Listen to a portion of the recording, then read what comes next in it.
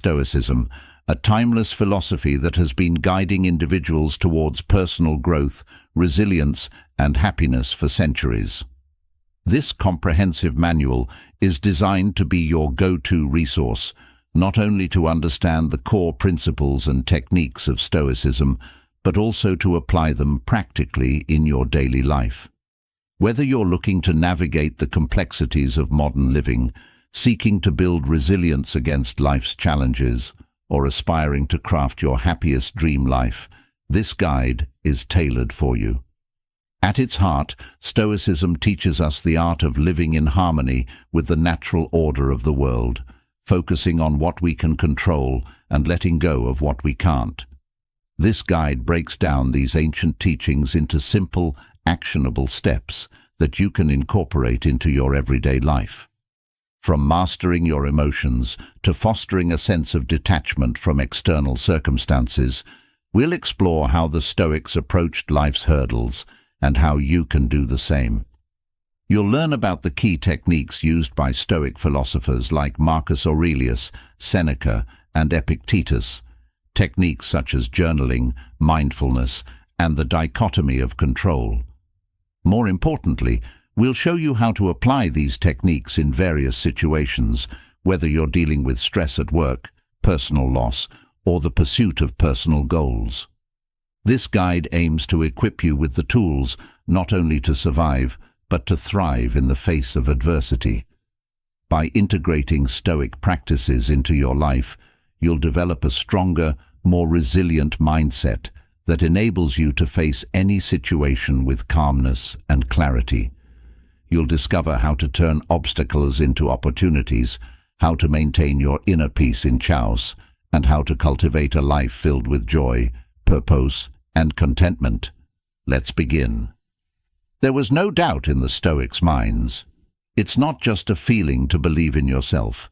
It's a skill and a way of thinking about life.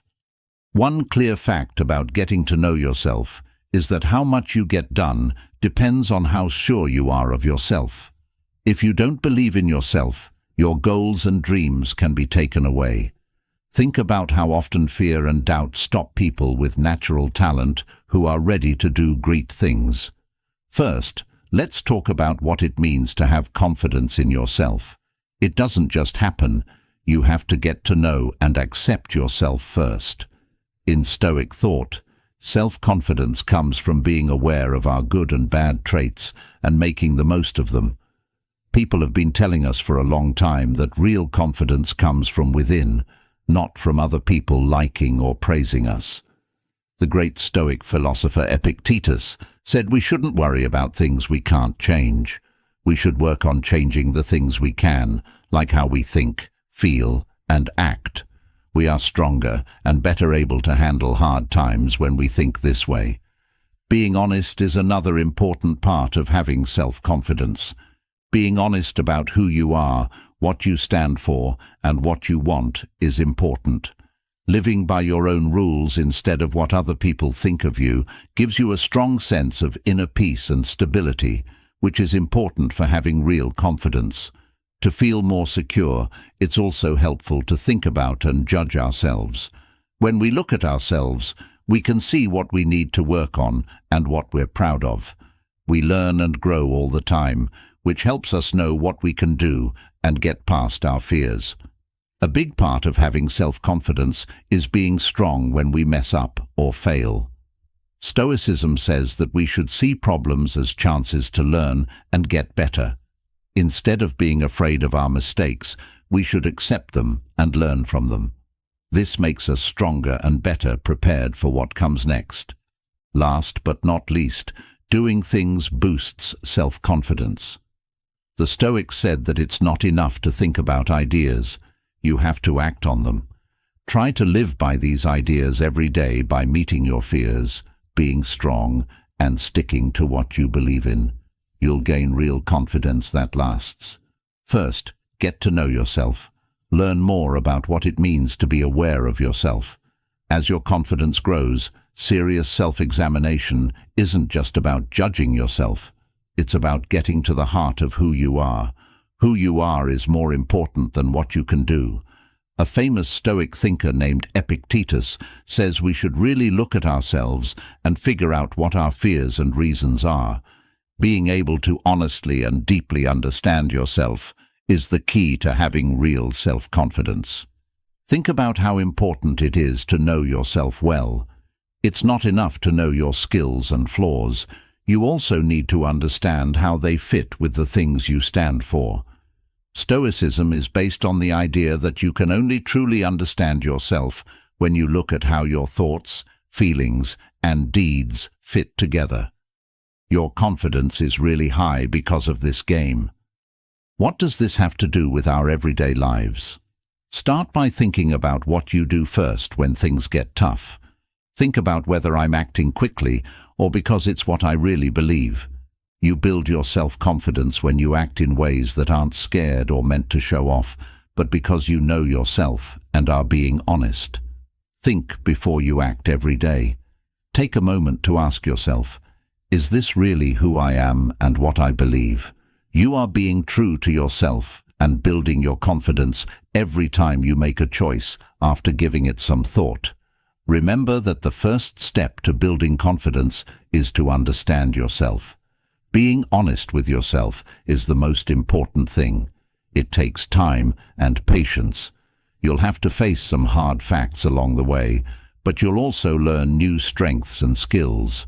You need to know that it's okay to not know everything and to feel weak sometimes as you learn about yourself. It's important for your growth as a person to be okay with not knowing everything and to know your boundaries. You are free to try new things when you accept yourself in this way. These new experiences can change how you see the world and yourself. Knowing how strong your thoughts and views are is another important part of getting to know yourself. What you think about yourself and your skills, how you talk to yourself, and how you understand things that happen all have a big impact on your confidence.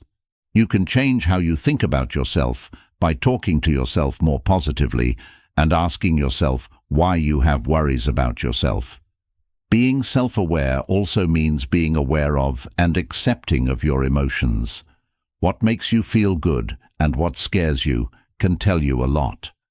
Listen to your emotions and try to figure out why you have them. This will help you figure out what drives you and what you really want. Being honest, staying true to your ideals, and always being yourself come from knowing yourself.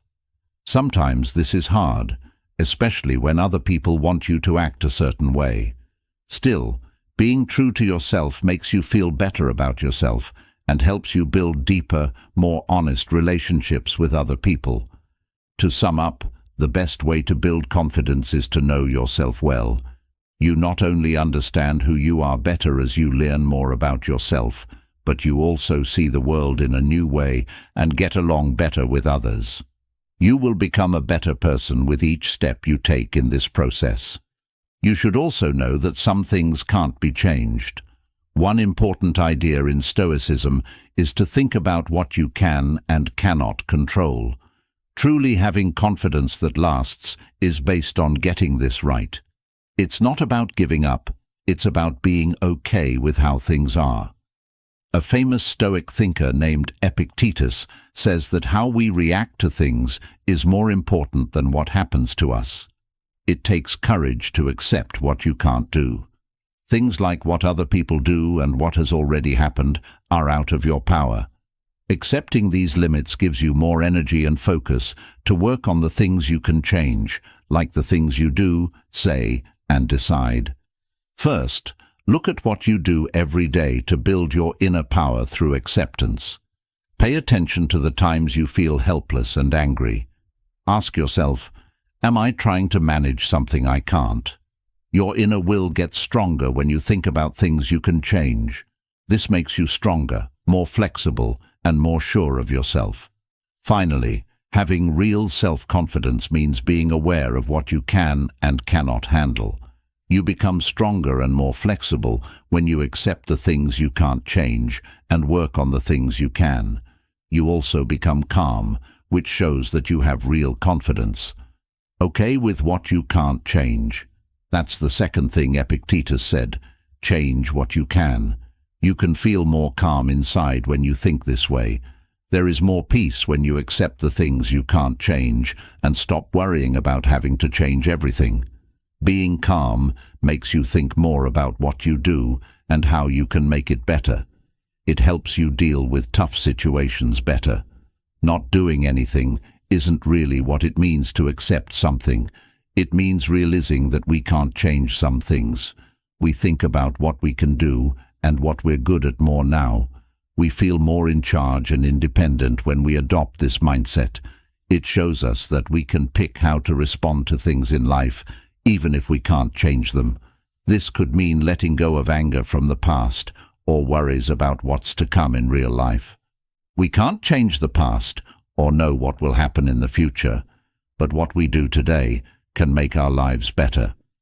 To build confidence, it's also important to be kind to yourself, especially when things go wrong. You can think clearly and keep going with purpose if you know that everyone makes mistakes, and that's how we learn.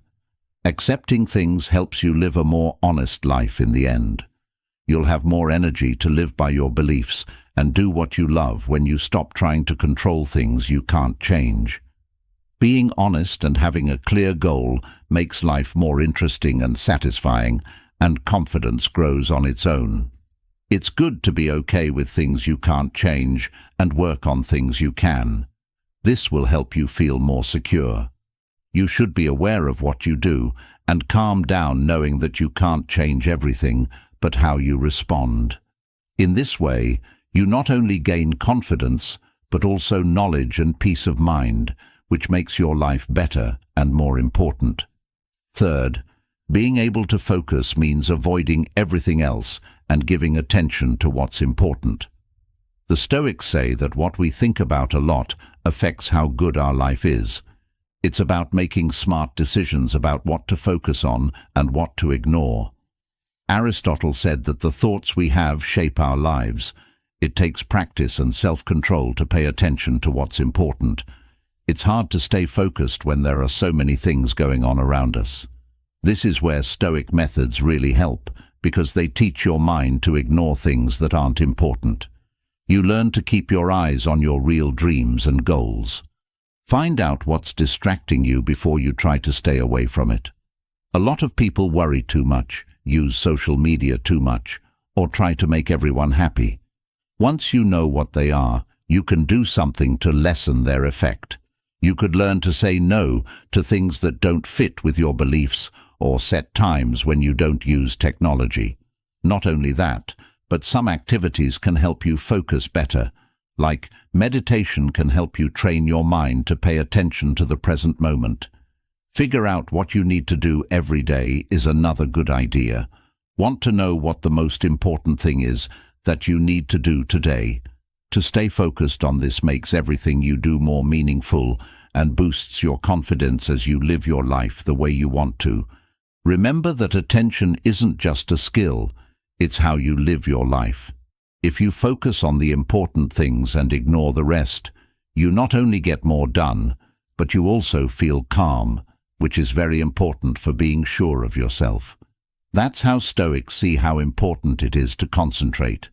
The fourth tip is to get tougher. Stoicism teaches us a very important lesson.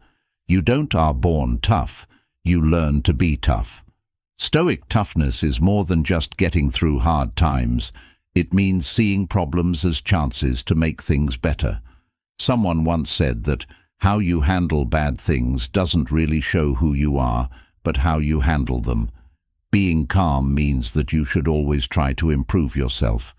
Every issue or tough situation has a lesson hidden inside it. When things go wrong, don't give up. Instead, ask yourself, what can this teach me? When you think about it this way, every mistake you make is a chance to get better and become stronger. When things get tough, being strong really means being tough as a rock. Trouble doesn't scare you or make you run away. You face it head on. When you face your fears and get through them, you get stronger and more sure of yourself.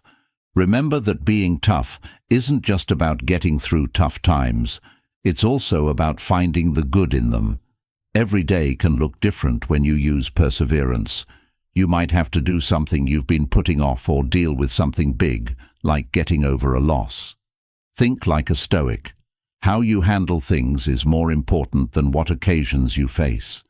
When bad things happen, you should be sure of yourself and know that every bad thing is an opportunity to get better and stronger.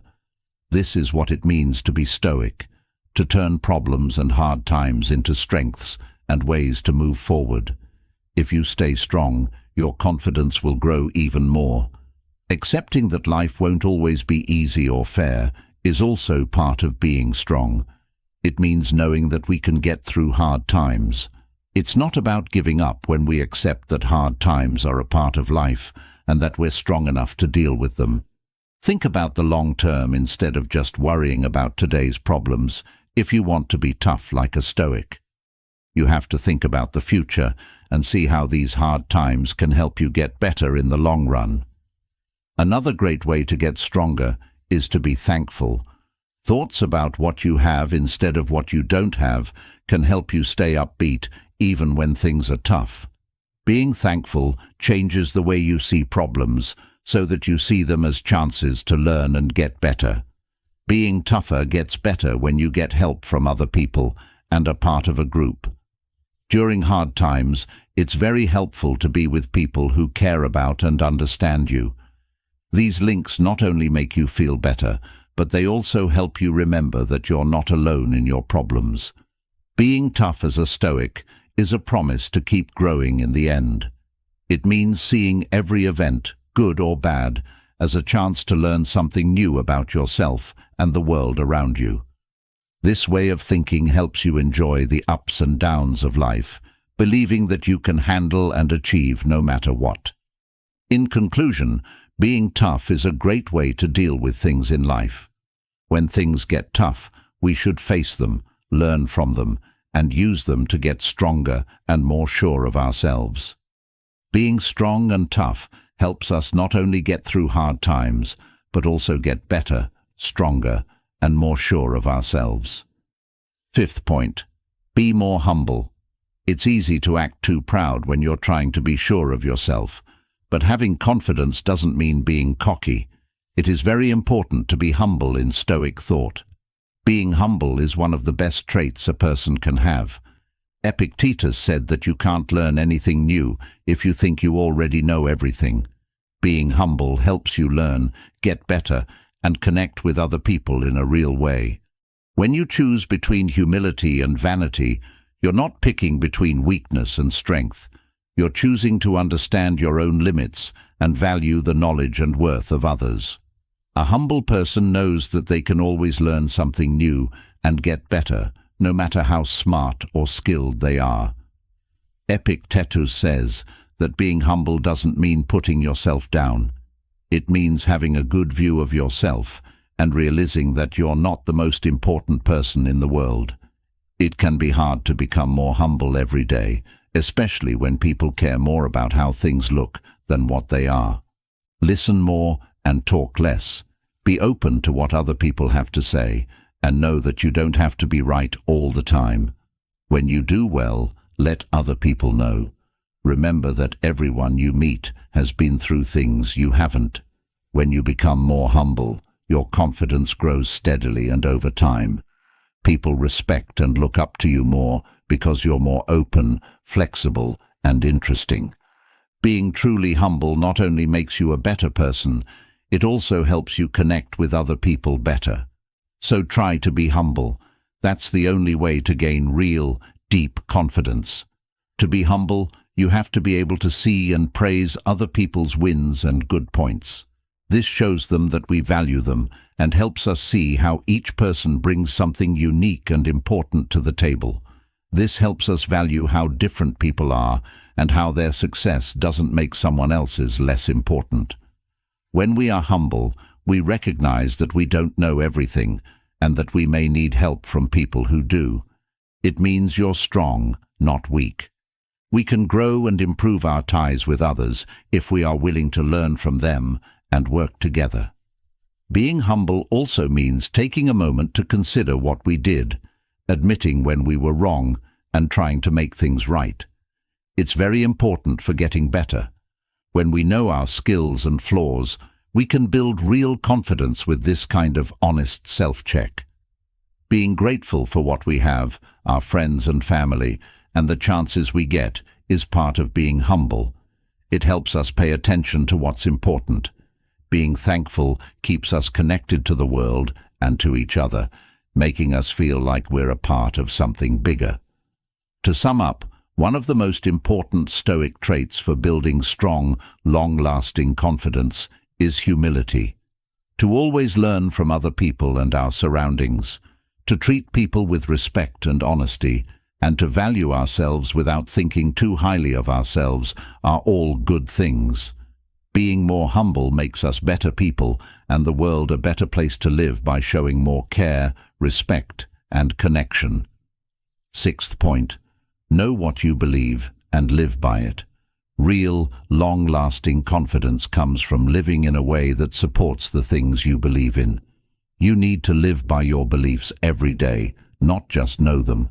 Stoics believe it is very important to be honest and true to yourself. Epictetus once said that it's not enough to say you'll do the right thing. You have to do it. It's very important to have personal beliefs. They help you make decisions, act, and shape your life. Believe in the things that matter most to you, like being honest, loyal, brave, or kind. Figure out what's most important to you and follow those rules. When you live with integrity, what you say and do is in line with what you believe and value. Sometimes people try to get you to do things that go against what you believe in. You feel better about yourself every time you choose to be true to yourself over the easy way out.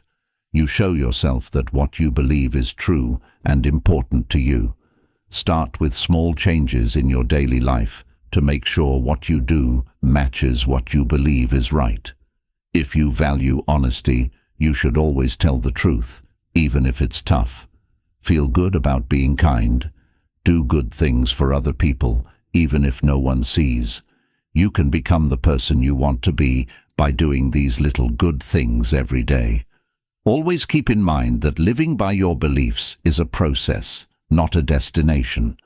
Of course, you will make mistakes along the way, but what counts is that you learn from them. Not only do you feel better about who you are, but you also become a good example for others when you set your own standards and stick to them. To live a happy, meaningful, and sure of yourself life, you must stay true to your beliefs. Being true to your beliefs means telling people the truth, keeping your promises, and acting in a way that shows what's important to you.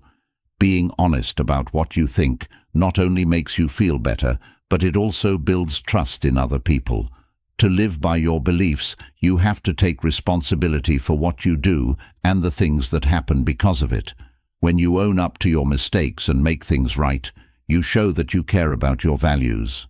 It's very important to regularly think about what you're doing. You can be sure you're living your life in line with your values when you think about what you've done and chosen. A great way to keep growing and getting better is to do this self-check every so often. Seventh tip, show thanks. Being grateful is a key part of being strong and boosting your confidence. It's not enough to be grateful for the big things in life. You should also value the little things and be thankful for them. Alexander the Great once said, "When you wake up in the morning, think of what a precious gift it is to be alive, to breathe, to think, to enjoy, to love." Write down 3 things you're thankful for every morning. A warm day, a good cup of coffee, or the smile of a loved one could be all it takes. This exercise encourages a positive mindset by shifting your attention from what you don't have to what you do. Being grateful also means noticing the work that others do and being thankful for the help and kindness you receive from family, friends, and even strangers. Thanking people makes ties stronger and creates a group of people who will support you. Appreciating the problems you face is another part of being grateful. Instead of seeing them as problems, see them as chances to get better and learn. This point of view not only makes you stronger, but it also helps you understand and value life's challenges more. 8th point. Be open to learning and being curious. Getting more knowledgeable and skilled makes you feel more confident. Stoic learning isn't just about doing well in school. It's also about being interested in yourself and the world around you. This quote by Epictetus makes learning very important. Only the educated are free. Commit to learning something new every day. It could be an idea, a fact, or a skill. This constant learning keeps your mind busy and active, and it also makes it easier for you to handle new situations. Being curious also means being willing to hear other points of view. Talk to people who have had different situations and hold different views. This not only helps you understand more, but it also teaches you to care about others and accept differences. Remember that you can learn new things all your life. Your confidence and knowledge grow every time you learn something new. In life, there are some simple but important things to understand early on. Think of them like secret codes in video games that give you an advantage. These lessons help you deal with life's challenges and do well. We're going to talk about 7 of these lessons and how they can make your life better. Knowing these lessons isn't just about learning, it's about giving yourself power. They can help you create a meaningful and successful life. Each lesson is valuable no matter your age or situation. They help you understand life better. Remember, what you learn today can help you succeed tomorrow. These lessons are like cheat codes, passed down from past generations and shaped by today's insights. They can unlock a future full of hope and success. As you journey through life, you'll see how powerful these lessons are. Use them to grow and find happiness, starting from your youth and continuing throughout your life. What effect does adult material have on the internet world today?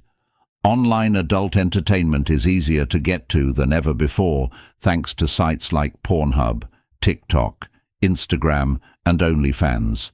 It's easy to get explicit content with just a tap on our computers. Still, the possible effects get worse as it gets easier to get to this kind of material. Too much exposure to obscene material has been shown to throw off the delicate balance of a person's sexual urges. In a world where temptation is always just a click away, it can become harder to resist these urges, which can have serious effects. Notably, this loss of control can show up as a sense of losing one's manhood. This idea was shared even by famous people in history, like Marcus Aurelius, the Roman emperor who was at the height of his power. In his well-known work Meditations, Aurelius said that sexual promiscuity was a sign of weakness. Even though these activities are undeniably fun, he said that true morality and self-control should come first. And because of that, everyone, but especially young people, needs to understand how important this problem is. Even the most responsible people can get hooked on adult material, which can change their self-control, ideas about what it means to be a man, and even their lives. To learn this lesson is to take control of your wants, build resilience, and set goals for your own growth. By realizing how important self-control is, people can regain their sense of self and find their way to a more purpose-driven, satisfying life. These lessons are very important in this digital age because they help us control our wants and avoid the dangers they can bring. 2. How strong testosterone is. Many people call testosterone the manly hormone. It is an important hormone that affects many parts of a person's life. It gives you strength, drive, confidence, physical ability, muscle growth, and even stronger bones. This hormone is a key part of being a man. It affects not only the physical traits that make someone unique, but also their mental and emotional ones. In the past, Men naturally had high amounts of testosterone, which let them use this hormone's power to their benefit. But living in the modern world comes with a lot of things that make it hard to keep testosterone levels good. Too many calories and not moving around enough are two of the biggest causes. The problem of eating too many calories is especially bad in today's world. The number of calories we eat has reached amounts that have never been seen before. It is interesting to note that the average daily calorie intake in the 1960s was about 2,700 calories. These days, it is around 3,800 calories. This unhealthy eating habits, along with a lack of physical activity, creates a number of problems. When you eat too many calories, you often gain fat. This fat includes estrogen precursors, which can turn into estrogen, a hormone that works against testosterone. This causes testosterone levels to drop, which makes men weak and tired. People are told to think about going back to their old eating habits in order to deal with this problem and get back control over their testosterone levels. Cutting daily food intake to levels similar to those in the 1960s, about 2,700 calories per day, can make a real difference in your health and well-being. In addition, it's important to know that exercise is a strong way to keep testosterone levels steady or even raise them. In the 1960s, President Eisenhower signed into law a law that required male high school students to take physical fitness tests. As a pledge to a physically busy lifestyle, these tests included pull-ups, sit-ups, runs, broad jumps, and ball throws, among other things. You don't have to do these exact steps, but the general idea stays the same. Being active on a daily basis, whether it's through sports, strength training, or jogging, can help you keep a healthy weight and keep your hormones, including testosterone levels, in balance. By doing these things, you can take care of your hormone health and enjoy the rewards of having a strong and healthy testosterone profile. 3. Why mental health is important. People's mental health is an important part of their lives because it affects their general quality of life, relationships, and well-being.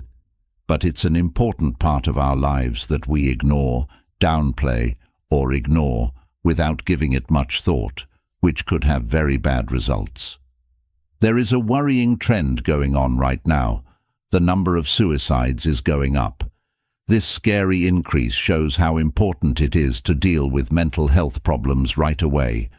The path of life is complicated and full of ups and downs, trials and happiness.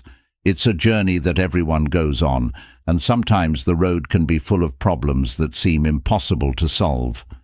During these times of weakness and hopelessness, it's very clear how important mental health is. Ignoring mental health issues can have terrible effects that go beyond the person affected and affect families, neighborhoods, and society as a whole. Today, the number of suicides is higher than it was after major events like World War II and the Great Depression. We need to change the way we think about mental health in a big way because of this worrying trend. Seeing a therapist or counselor is an effective way to deal with this problem and build mental resilience. Talking to a mental health worker about your problems is a great way to deal with mental and emotional problems. It gives you a safe place to talk about and explore your feelings, thoughts, and fears while getting help and advice that is specific to your situation. Therapy is a bright spot in a dark time, giving people new ideas, ways to deal with problems, and a way to stay alive when they feel hopeless. It gives people the tools they need to deal with and get through the complicated parts of life, giving them back control over their feelings and future. Recognizing the importance of this aspect of our well-being is a proof to our strength and resilience. Mental health is an essential component of the human experience. It's not a sign of weakness to ask for help when you need it. Instead, it's a brave and responsible step toward a more fulfilling and healthy life. A focus for mental health is an act of self-compassion that helps everyone, especially in a world where suicide rates are going up and life is full of problems. 4. Having strong bodies helps your mind stay strong. The mind-body link is deeply supported by the way that the physical and mental parts of our lives are always interacting with each other. In this complex relationship, physical strength turns out to be a potent motivator for building mental resilience and boosting self-esteem. In modern times, however, we are at a crossroads where the history of physical ability is giving way to a worrying loss of strength. In fact, it's this drop that calls for a rise in physical exercise, especially strength training. The value of being physically strong goes far beyond sports successes and factors. Mental resilience is built on this base. People can start a life-changing journey of self-discovery and confidence by doing strength training. Going to the gym to do strength training isn't just about getting bigger and stronger or being able to lift heavy weights. It's about how people's minds change along with their bodies getting better. Watching your body change, seeing your muscles grow, and feeling the fresh energy flowing through your veins is a sign of the limitless potential that lives inside you. Doing strength training has a huge effect on brain resilience. You feel better about your self-worth as your physical skills grow. You start to understand your own strength and ability, which makes you mentally stronger. Problems that seemed impossible to solve at first turn out to be chances to learn and grow. The confidence you gain doesn't just stay at the gym, it spreads to every part of your life. Physical strength is going down, which is a worrying trend that our age is seeing. This problem is made clear by a study that shows millennials' strength has dropped by 22% compared to their parents. This decline isn't just about our bodies. It's also a sign of a bigger culture shift that risks our sense of who we are as strong, capable people. It's easy to see what to do. Do muscle training. When you go to the gym, you can regain and change your physical strength. Your body gets bigger and your confidence goes through the roof as you lift higher weights. Infusing you with the grit and resilience to face hardship head-on, this newly discovered mental and physical strength acts as a powerful shield against challenges in life. When you embrace your physical strength, you'll see that it's not just about how you look, it's also a source of confidence, mental toughness, and a powerful way to change yourself. You will realize that the gym is more than just weights and reps as you start this trip. It is a safe place where you can build a strong, confident, and durable self. 5. Getting rid of external validation. Seeking approval from other people has become an important part of our lives in this age of social media and a world that is becoming more and more linked. Being constantly on the lookout for likes, acceptance, and good comments can have a big effect on our mental and emotional health. People who are on this quest often pay a high price for it. They can become depressed and lose confidence in themselves.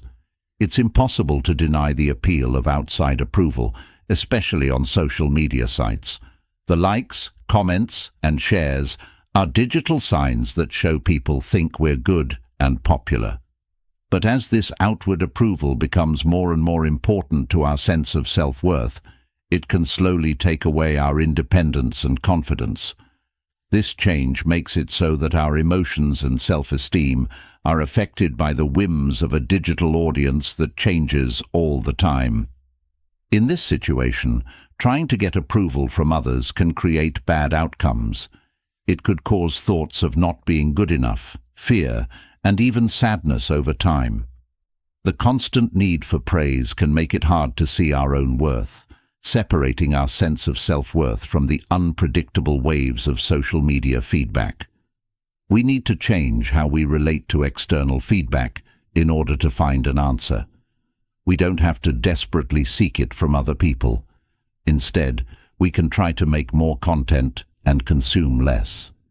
This change in attention can be very freeing and life-changing.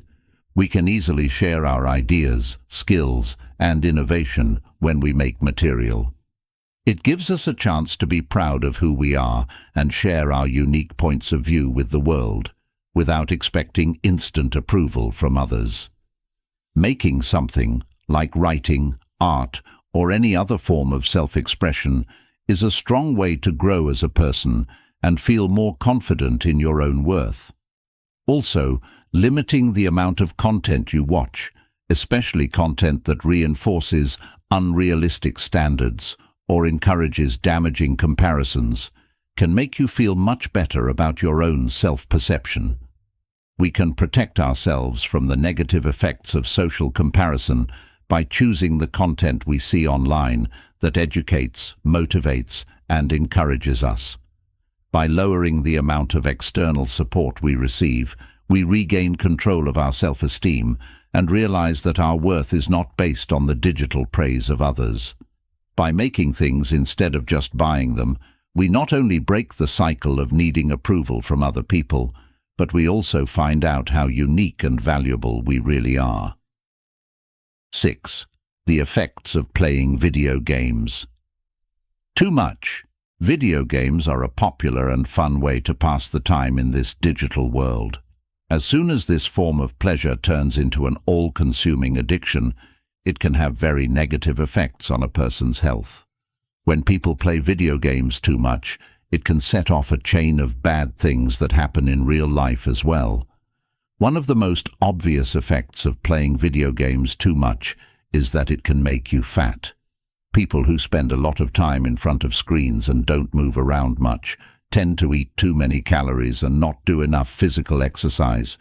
This difference makes it more likely that the person will gain weight, which in turn makes them more likely to be obese. Long game sessions directly cause sedentary behavior, which makes the problem even worse. Physical activity is an important part of our biology that we often forget about, which can cause a wide range of health issues. The effects are felt not only in the physical world, but also in the mental and emotional ones. Some of the mental problems that can come up because of playing video games too much are trouble sleeping, sadness, and worry. When people play video games for long periods of time, their circadian rhythms get thrown off, which makes it harder for them to sleep. This can then lead to sleep problems like insomnia or broken sleep cycles, which make it harder for the body to recover and recharge. Anxiety and depression can also take hold, often slowly and sneakily. Long-term games can make you feel alone, and not being able to interact with other people in real life can make you feel depressed, lonely, and uneasy. There are a lot of interesting things to do and people to meet in the real world that the internet world can't replace. Moderation is the answer to these possible bad effects of playing video games too much. It's important to know the importance of balance and include healthy tasks in your daily life. People can live a more healthy and satisfying life by cutting down on the time they spend gaming and replacing it with things like spending time with family and friends or working out.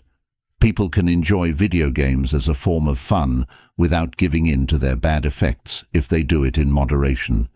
It balances screen time and real-life activities again, which is good for both emotional and physical health.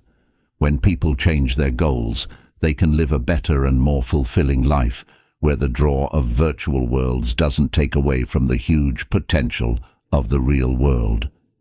7. Why making friends is important. The ties we make with other people are the threads that hold our lives together. People often think of socializing as a basic human need. It's not just a fun thing to do, it's a powerful force that can change our lives in big ways. However, introversion or social nervousness can be very hard for some people, making it harder for them to reach their goals. If you are antisocial, either because you are naturally shy or because you have social anxiety, it can hurt your chances in many areas of your life. This doesn't mean that being shy is always a bad thing. It just shows how important it is to connect with other people in order to reach your full potential. People often mistake introversion for a weakness, But it has its own strengths, like the ability to think deeply about things and be more sensitive. Without a doubt, introverts can benefit greatly from resisting the urge to avoid social settings. Going out of your safe zone and interacting with other people, even if it's just on a small level, can make you more charismatic, improve your communication skills, and make it easier to build relationships. Also, people who deal with social nervousness, which is a real and common condition, shouldn't let it stop them from moving forward. Dealing with and even getting rid of social anxiety can be done through a number of different therapy methods. Taking steps to deal with social anxiety can lead to more social interactions, getting out of one's comfort zone, and more money-making possibilities. People often think of charisma as a rare skill, but these exchanges can help you develop it. Not only does it mean being able to interact with others well, but it also means being able to gain their trust, like, and impact. Charisma is a strong trait that can help you get leadership positions, work with others, and move up in your job. A lot of the time, relationships, both personal and business, are what make people successful. Socializing helps these connections grow by giving you a chance to meet teachers, partners, co-workers, friends, and possible clients. People build networks through social relationships that can open up new opportunities and help them grow as people. Qualifications and skills play a role in financial possibilities, but the ability to speak and build relationships is also very important. A lot of ways to make more money can be found by networking and building relationships.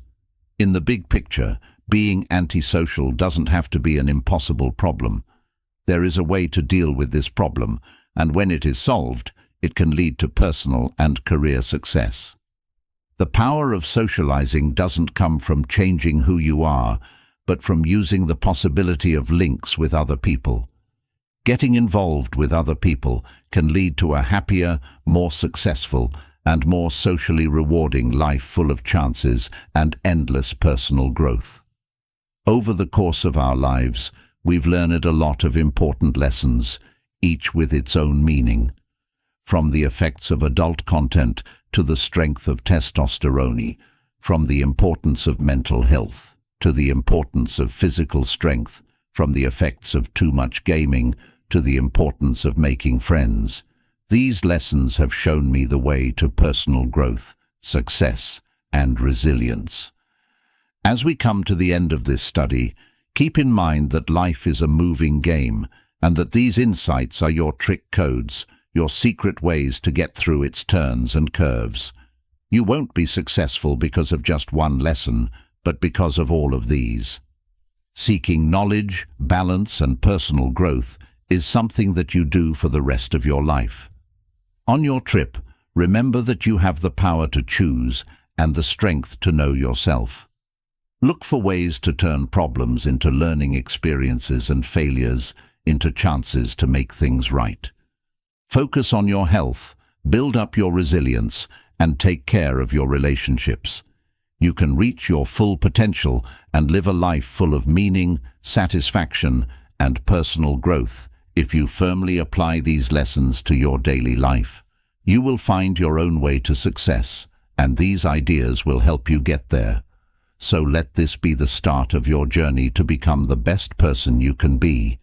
As you level up, change, and figure out how to be successful, the story never ends. Every day brings new chances to use these trick codes, figure out how to win in the complicated game of life, and make it through it all.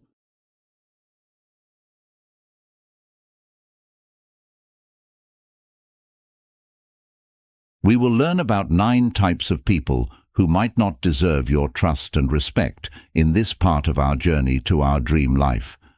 That's not what this is about. It's about being picky about who you let into your close group. Together, let's get through this rough patch and learn how to keep our trust and peace of mind safe. Manipulative people, number 1. The deceptive person is the first person we'll look at. These are the masterminds of lying, skillfully weaving their web of lies and emotional control. Behind their fake kindness and care, they have a cunning mind that uses others to get what they want. Being sneaky is one of their skills. They don't always make their tricks obvious, which makes it a dangerous game of shadows. How can you find them? Look for gaps between what they say and what they do. They might say great things but not do anything. Their actions don't always match what they say. Watch how they talk about other people, because manipulators like to say bad things about people who aren't there. This can give you an idea of how they might talk about you when you're not there. To get people to feel sorry for them and give them power, they may use guilt trips, gaslighting, and playing the victim.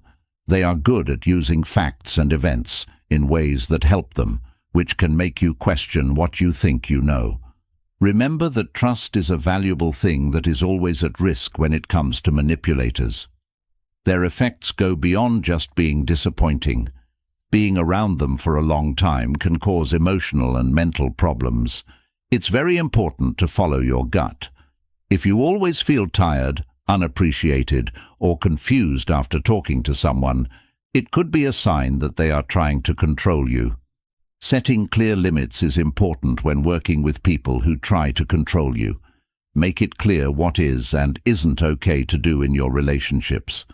Don't be afraid to say no or ask why something doesn't make sense. Additionally, it is important to keep an emotional space. You can be nice, but don't give them personal information or depend on them for emotional support. In some situations, the best thing to do might be to cut all ties, especially if the abuse is really hurting your health. It's not easy, especially if the person is a family member or close friend. It is very important to protect your mental health, though. We are informed of the value of wisdom and emotional resilience in the world of Stoicism. For Stoics, life should be seen for what it is, not how we wish it were. When we know and accept that someone is trying to trick us, we can make smart choices about our relationship with them. As we move on from people who try to trick us, we make room for more honest and healthy relationships where trust is given and accepted with honesty. Stay tuned for the next section where we'll talk about the second type of person. As always, knowledge and awareness will help us navigate the complicated world of human relationships. 2. The never-ending critic. Now let's talk about the second type of person you might want to avoid, the person who is always negative. People like this always seem to find something wrong with everything and everyone around them. They often say mean things and criticize all the time.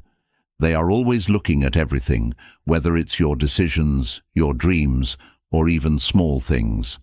But what worries me most about people who are always negative is not just their negativity, but also the reasons they have for it.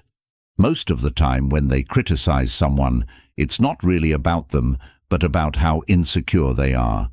They could be putting their worries, fears, or self-doubt on other people. So, how do you deal with people like that? It's important to first tell the difference between helpful criticism, which is meant to help, and damaging criticism, which is only meant to put someone down. Pay attention to why they say what they do as well as what they say. It's best to stay away from them if you think their feedback is mostly unfounded and negative. Dealing with people who are always critical can be tiring. It's like putting positive thoughts into a cup that already has a hole in the bottom. It never seems to be enough. Remember that Stoicism teaches us to pay attention to the things we can change. You can't change what other people say, but you can change how you respond to it. It's important to set limits. Make it clear in a polite but strong way that you are open to helpful feedback, but not to unwarranted negative feedback. If the behavior doesn't change, you might want to reduce your contacts with them. Your happiness and self-worth are too important to let constant criticism hurt them.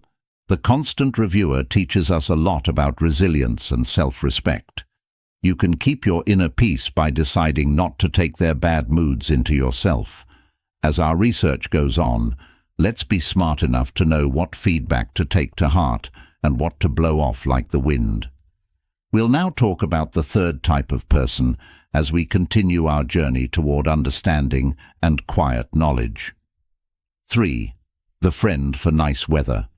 The third type is the fair weather friend, which we find as we continue our search. While things are going well, these people are all happiness and smiles, but when bad things happen, they're nowhere to be found. Their friendship is like a leaf in the wind. It's there when things are going well, and not there when things are bad. The fair weather friend is usually nice and friendly, which makes you feel like you're really linked, but their loyalty is only there for a short time. They're there for the happy times, parties, and moments of joy, but they're gone when you need help, understanding, or someone to just listen.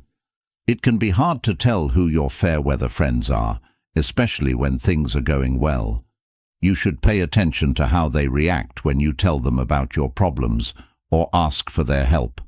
Are they going to change the subject, make excuses, or just leave until the weather gets better? This behavior makes it clear that they are easy to get along with. When dealing with these kinds of people, you need to be both open-minded and careful. It's fine to enjoy their company, but don't lean on them for emotional support or to share your darkest secrets. Stoicism teaches us to value the inner strength and resilience that we all have. If you depend too much on friends who are easy to get along with, you might not be ready for life's storms. You should enjoy the good times you have with them, but you should also find people who will always be there for you. These are the friends you can count on to be there for you through good times and bad. They earn your trust and respect. As we move on from the fair weather friend, we're about to meet the fourth type of person on our trip. We learn something useful about ourselves and the world around us from everyone we meet along this path. Stay with us as we continue to make sense of these important discoveries. 4. The person who spreads rumors. Next, we'll talk about the fourth type of person you should avoid, the gossiper. People like this feed off of gossip and hearsay, and they often spread stories that aren't even theirs. The things they say to each other are like a maze of he said, she said, with details about each other's lives that are neither true nor important to them. People who like to chatter often act like they are well-informed or up-to-date, but the truth is that their habit of talking about other people shows that they have bigger problems. It could be because they want attention, want to feel better about themselves, or want to take attention away from their own lives. Two things make it dangerous to talk to someone who spreads rumors. For starters, it ties you into a web of stories that aren't true and could be dangerous. Second, and maybe even more importantly, it shows how your own stories might be handled. It is said, if they talk about you, they will talk about you. So, how do you deal with someone who spreads rumors? It's important not to add fuel to their fire. Be careful about what you tell them and stay away from talks that are all about gossip. If someone starts talking about gossip, a reserved person will either change the subject to something more positive or politely leave the room. People who follow Stoicism are told to think about their own acts and ideals instead of talking about other people. This habit not only keeps us honest, but it also keeps our minds at ease. As we leave the person who spreads rumors behind and move on, let us remember to have talks that make our lives and the lives of others better. On our journey to learn and determine, we will next talk about another interesting personality type. 5. The selfish person. In the fifth part of our trip, we meet the narcissist. It seems like this person's whole life swirls around them. They often have a lot of charm and confidence, which makes it easy to fall in love with them. But their beauty is just a cover for how self-centered and insensitive they really are. For a narcissist, relationships are just a way to get what they want, which is to feel good about themselves and meet their wants. Their relationships are often one-sided, and they don't care about other people's feelings or well-being. If you're talking to a narcissist, you might feel like you're always giving them support and praise, but getting almost nothing in return. It can be hard to spot a narcissist because they are good at making themselves look good. But when asked to show understanding or be in a relationship where both people give and take, they show cracks. There are clear signs that they are not interested in other people's lives and that they tend to bring up themselves in every talk. You need a strong sense of self and clear limits to deal with narcissists. It's important to remember that their actions show what kind of person they are, not how valuable they are. If you talk to them with the hope of equal respect and understanding, you will probably be let down. Stoic philosophy teaches us how important it is to focus on our ideals and not let the actions of others upset our inner peace. This piece of advice is especially helpful when dealing with narcissists. We protect our mental and emotional health by keeping our emotional space and not taking what they do personally. Our resilience and knowledge of human nature continue to grow as we move beyond the ego. Come back next time when we'll talk about another personality type that could be having a small effect on your life. Sixth, the nice person. This person has a skill for complimenting others and making them feel good, but their charm usually has a hidden agenda. The flatterer uses compliments to make friends, get what they want, or change things to their benefit. When you first hear that someone admires you, it might feel good. But it's important to tell if the praises are sincere or just a way to get what you want. People who like to flatter tend to go over the top, and their praise, while it may seem nice, can often feel fake or excessive. It's risky to talk to someone who flatters you because you might give in to their charm. If someone compliments you, you might not notice their flaws or be willing to give in ways you usually wouldn't. It's important to keep your cool and not let compliments cloud your judgment. When talking to someone who flatters you, remember to take what they say with a grain of salt. Thank people for their praise, but keep a good amount of doubt. Watch what they do, because what they do often speaks louder than what they say. If you notice that fake praises are being used to control or get favors, it's time to look at the relationship again. Stoic philosophy tells us to value sincere and honest praise more than flattery. By not depending on other people's approval, especially compliments, we keep our freedom and respect for ourselves. We're almost done talking about the flatterer, and in the next section we'll talk about the seventh type of person. Each character we meet on this trip teaches us something important about how complicated people are and how important it is to know the difference between trust and respect. 7. The person hurt. This person always feels like bad luck is following them around and that they are powerless over outside events. They make it seem like life, people and events are always against them and treating them unfairly. It's important to feel sorry for people who are going through hard times, but the victim makes this role a big part of who they are and often uses it to get pity or avoid taking responsibility. The problem with the victim is that they won't admit they had anything to do with their situation. They often avoid taking responsibility and blame others for all their troubles. It can be mentally tiring to deal with them because they mostly talk about problems and complaints, leaving little room for positive or helpful conversation. To spot a chronic victim, you have to notice how they tend to put the blame on others and project their problems onto others. Instead of doing anything to change their position, they tend to wallow in how useless they feel. It's important to keep a balance between kindness and self-preservation when working with the victim. It's good to offer support and help, but be careful not to get caught up in their negative loop. Tell them they need to take responsibility for what they did and look for ways to improve their situation instead of just being sad about their situation. Focusing on what we can change, like our actions, reactions, and opinions, is an important part of Stoic thought. This concept is especially important when dealing with a victim. Even though we can help and guide them, they need to take charge of their lives in the end. As we move past the victim, we have the knowledge that kindness is a good thing, but it needs to be paired with knowledge. For our emotional health, it's important to know when to help and when to take a step back. Eighth, those who want. We meet the jealous in part 8. This kind of person is quietly jealous of other people's wins and accomplishments.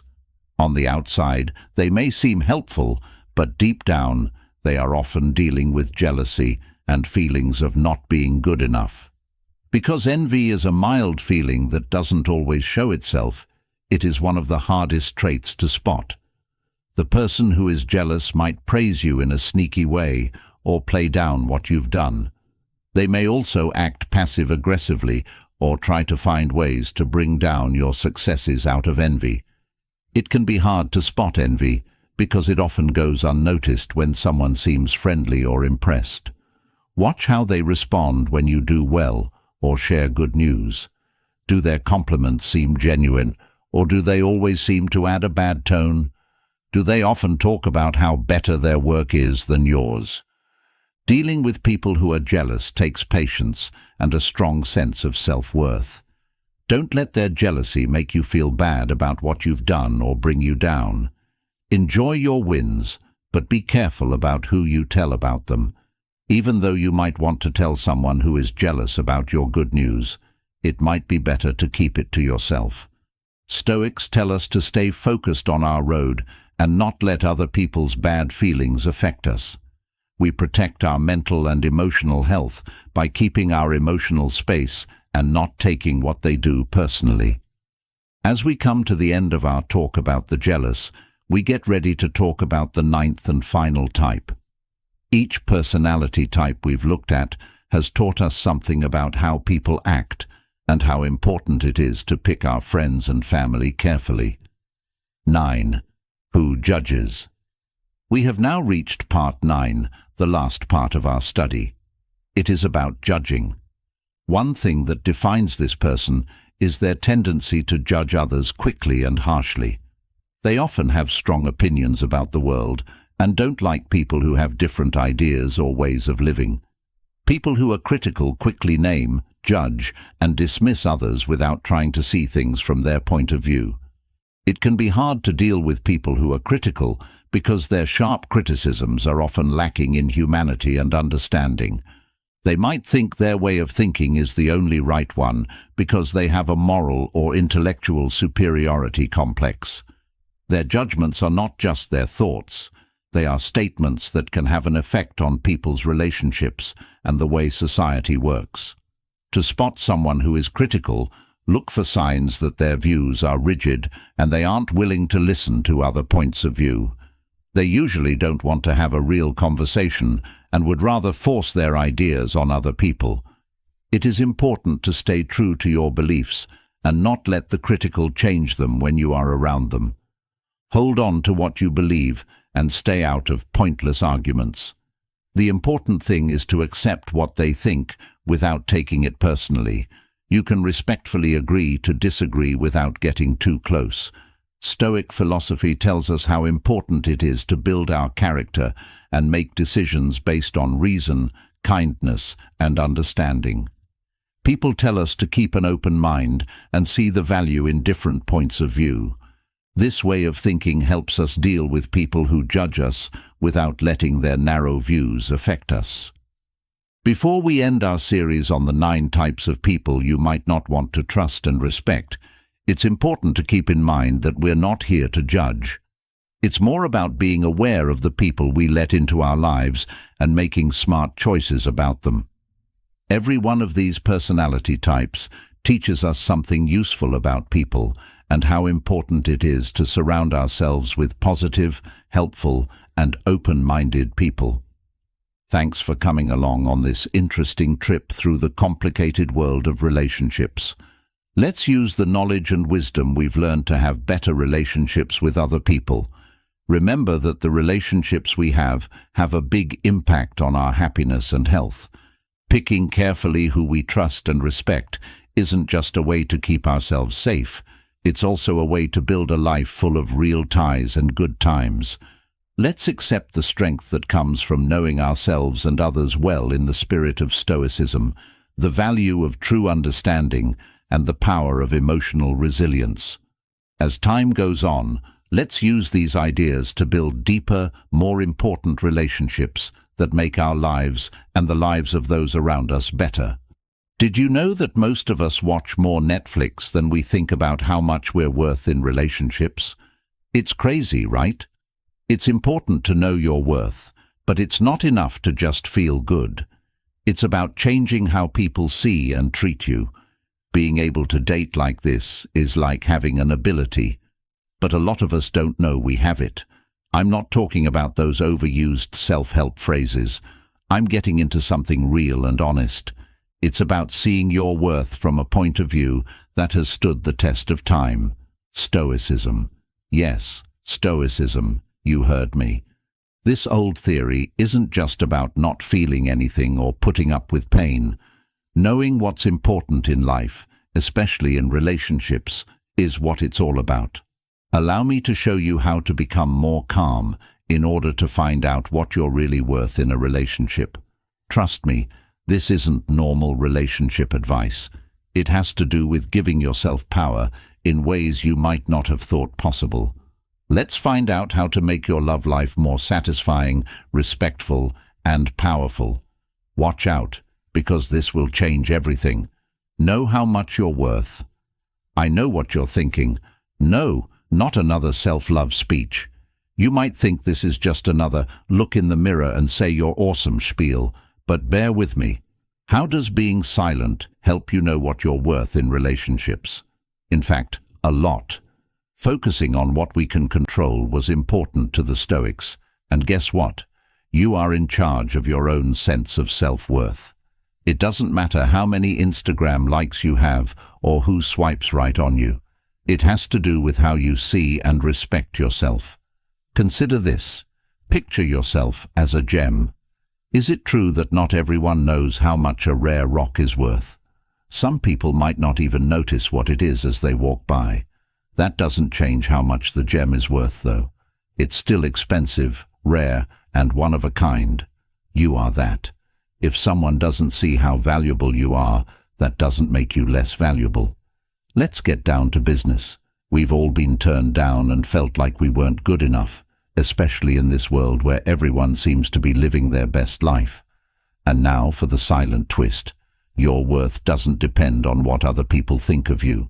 It has to do with the good things you do and how you live your life. Are you nice? Are you telling the truth? Are you happy with the way you live? That's where your real worth is. Self-reflection was very important to the Stoics, so take a moment to think about what makes you unique. Not just the obvious things, but also the more important things. What makes you, you? Are you caring, strong, and a good listener? These are the things that make you valuable. More importantly, knowing this deeply and truly changes how you act in relationships. Being too proud doesn't make you put up with nonsense. You respect yourself too much for that. As a tough practice, the next time you feel undervalued, don't fall into self-doubt. Instead, ask yourself, what are the virtues and values I'm bringing to the table? Remember those. There's no need to brag about this. It's about quietly telling yourself that you are worthy, even if no one else agrees with you. One of the great Stoic rulers, Marcus Aurelius, said, "You have power over your mind, not over outside events. Know this, and you will be strong." This means that when it comes to relationships, it's about being strong in your own value and self-worth, no matter what other people think.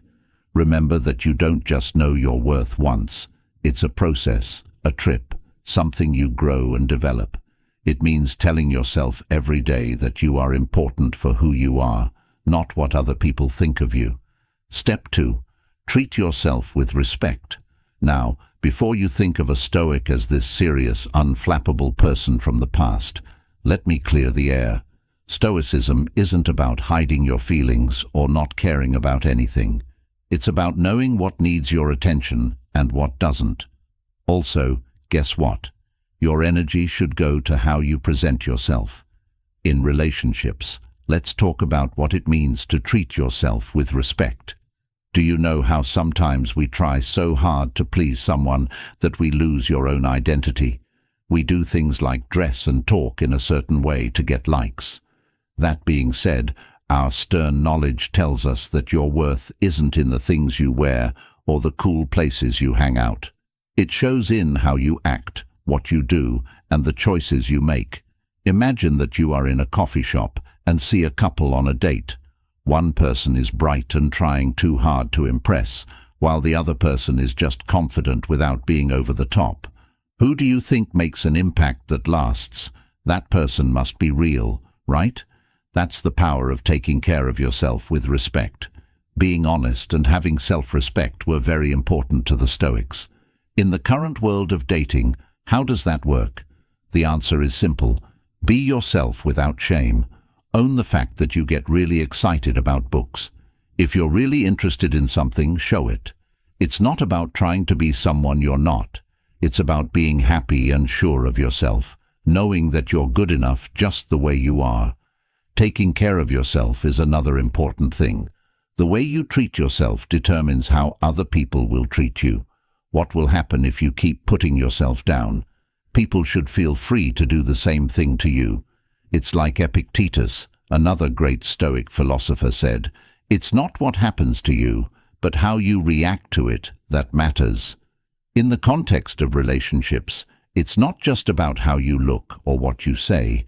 It's about how you react and hold yourself in different situations. Are you acting out of panic or with respect? Do you give up your principles to fit in, or do you stand your ground, even if it means being by yourself? You don't have to be perfect, though. After all, we're all human, so we make mistakes and feel awkward sometimes. But it's how you deal with those times. How do you handle stress? Do you break down, or do you keep your head up, learn, and move on? Let's stop and think about this. How can we start to treat ourselves with more respect? It could be about setting limits or declining things that don't fit with our morals.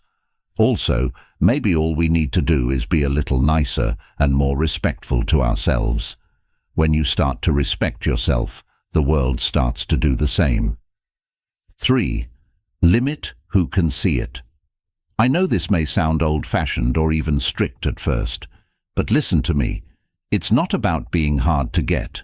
It's about having respect for yourself and knowing what you're worth. What does Stoicism say about this?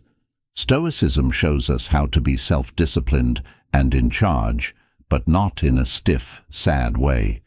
It's about being careful with what you give away and knowing what's really important. It's nice to see something different in a world where people want things right away and swipe endlessly. In relationships and dating, we often feel rushed to share everything, like our time, space, and inner thoughts.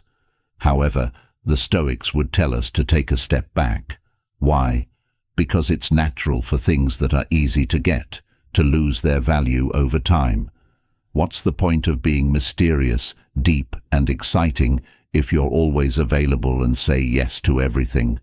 Now let's get down to business. How can you limit access in a polite and calm way? To begin, it's about how you act. It's not just about style to dress beautifully, but simply. It's a message. It tells yourself, I value myself. You're not hiding, but you're also not showing off either. And then there's your time and attention. There's a sense of, I am more than just what meets the eye. Being picky about who gets your time is very useful in a world where we're always linked. You're not supposed to play games. You're supposed to say, my time is valuable, and I choose to spend it wisely. When you're with someone, give them your full attention. You should be okay with not being available when you're not, though. Focus on your own life, your interests, and your growth. To be emotionally stable, Stoicism also teaches us. It doesn't mean you become cold or unattached. Far from it. Feeling this way means you don't let small things bother you too much. You keep your cool. You can't just give your emotional energy to anyone. You have to earn it. like the time and care you give. I'm not telling you to become a figure of calm. We're all people, and connecting with others is what makes life rich. But there's beauty in taking things slowly and making a bond that's not just based on getting what you want right away. It's about making something strong and long-lasting. Remember that controlling access isn't about tricks or games. It's about respecting yourself and living by your own standards. Not only through words, but also through deeds. You need to show that you value yourself and are worthy of being respected. To being a little more picky, calm, and tough in our relationships, here's to being a little more choosy. It's about finding the right balance between being honest and being careful, between giving and not giving too much. I can tell you for sure that it changes how people see and treat you. That's right, friends.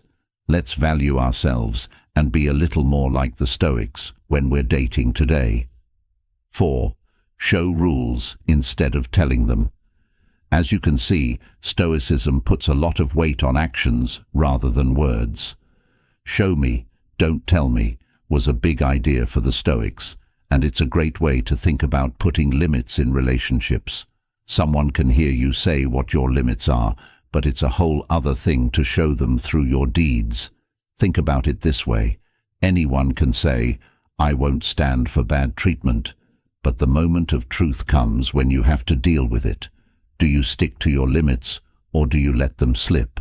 That's where your real strength lies. It's not what you say, but what you do. In no way do I say this is simple. It can be hard, especially when feelings are involved. To remember what our stern friends taught us, though, we can choose how to respond to things. Not what you say, but how you respond when someone crosses a line sets the limit. If someone lies to you after you've made it clear that you value honesty, for example, how you handle that says a lot. You can show that you're serious about your line by leaving the situation or talking about it quietly and openly, not to cause trouble, but to show that you value yourself enough to act in a way that fits with your beliefs. This way of doing things can really change the way relationships work. People will start to understand what you will and will not accept when they see that you have limits and are ready to stick to them. Having self-respect is important, and you should stick to it. Really tough stuff comes next. It's not just about the big things, it's also about the little, everyday rules. In other words, how you act when someone changes plans at the last minute or when someone ignores you. Do you let it go, or do you make it clear that this isn't okay with your deeds and words? Practicing mindfulness, which means being aware of the present moment and how you're responding to it, is a way to deal with this. Are the things you do showing your limits? Are you being honest with yourself? Pay attention to the little things, because that's when your limits are really put to the test. Let's try to be a little more calm about setting limits as we go about our day and talk to other people. It's not about being stiff or unwilling to change. It's about having an inner sense that tells you what to do and how to respond. Trust me, people will notice when you start living this way. They start to think of you as someone who sets limits and is strong enough to stick to them. Step 5. Get ready to leave. There is a beautiful idea in Stoicism called detachment. This doesn't mean being cold or emotionless, but rather knowing what we can and cannot control. We can stay in a bad situation or leave it. This is one of the most powerful things we can do. In relationships, this is where things get real. Yes, we've all been there. When our whole selves are telling us, "This isn't what I deserve," we stay. Some people hold on to the hope that things will get better, be afraid of being alone, or fear change. However, the Stoic twist is that real power comes from knowing that we have the choice not to stay in a position that goes against our values. This doesn't mean you leave as soon as things get rough. It takes work, flexibility, and patience to be in a relationship, but you have to really know your ideals and worth so that you're ready to walk away when something goes against them. Fortitude means telling yourself, "I value myself enough to not accept less than what I deserve." Let's look at it in more detail. Self-respect means being ready to leave. You shouldn't give up on your beliefs and sense of self-worth. And this doesn't need to be a big exit. It's okay to make a quiet choice and realize that this isn't right for you. I know it's scary. Unknown things can be scary. But remember our patient friends. They taught us how to be brave in tough situations and how to accept the unknown as a normal part of life. To understand that letting go of something that isn't meant for you is sometimes the greatest thing you can do. Everything is altered by this mindset. For those in a relationship, it's important to know that you're there not because you're afraid to leave, but because it fits with your values. It changes how things work. You're not there because you need or are afraid. You chose to be there. And here's the best part. When you walk away from things that don't serve you, you make room for things that do. It's like getting rid of old things to make room for new ones. You have to believe that something better is out there for you and give yourself the chance to find it. Let's remember that being ready to leave doesn't mean we're cold or detached. You have to love and respect yourself enough to say, I deserve better. You have to be strong in bad situations because you know your worth isn't tied to other people or things. Actions, not words, should be our main goal. As we've seen, Stoicism is all about being wise in real life. It's about rating people by what they do, not just what they say. There are a lot of nice words and empty claims in the world, especially when it comes to relationships. Stoics, on the other hand, tell us to see past that. They teach us to watch what people do, because what people do shows us the truth. Take a look. People can say all the right things, make vows, and paint a picture of a future that looks and sounds great. But do they really do what they say? Do their deeds match what they say? That's where the story really is. Let's face it for a second. Yes, we've all been there. We're blown away when we meet someone and they say such wonderful things about us. Things don't quite line up over time, though. They say they'll call, but never do. They make plans, but then back out at the last minute. But the things they say keep us waiting. This is where our tough side needs to shine through. As a Stoic, we learn not to let words or feelings get in the way of our actions. It has to do with being sensible and seeing things as they really are. It's a red flag when someone's deeds don't match what they say. The world is telling us, hey, pay attention, something is wrong here. This way of thinking changes how you deal with relationships. You start to notice the little things instead of getting caught up in love words and vows. What do they do when they're upset? Do they do what they say they'll do? They may say they're there for you, but are they really there for you? Now comes the interesting part. You set a pattern when you pay attention to deeds. People react when you say, I'm not just listening to what you say, I'm watching what you do. They know that they can't just talk their way into your life. They need to show you what they can do. Be careful not to be too skeptical or believe everything everyone says. To keep your heart safe, you need to be smart and have a thick skin of stern knowledge. The point is to stay centered in truth and not let your feelings take over. Being patient and having healthy doubt go hand in hand. Things should be seen for what they really are, not what we think they are. This is what the Stoics taught. Oh boy, this is important when it comes to dating and love. Sure, everyone has seen it. When someone says nice things, we want to believe them so badly that we don't notice the little red flags that are there. But here's where the calm in us comes in.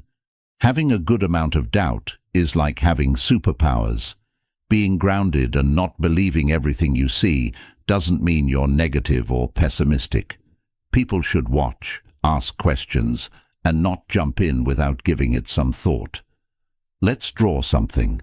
You meet someone who seems great. They're making plans for the future together and saying all these nice things.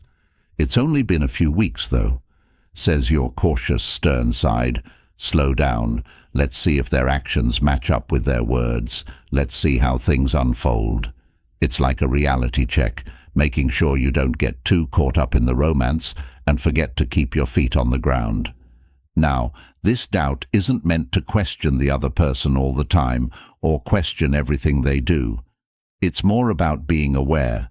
It means watching what they do as well as hearing what they say. You should take the time to get to know someone well and see if they're reliable and honest. Oh, I see. The Stoics believed that you should use logic and reason instead of just going with your feelings. This is very important in relationships. There are many things we might miss when we let our feelings rule our lives.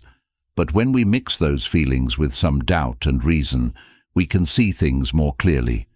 Also, it's about keeping your heart safe. Being skeptical means you're not going to do something without first being sure about it. You're letting yourself get to know the other person as a person, not just as someone you want them to be. Let's tell ourselves to have some of that patient doubt.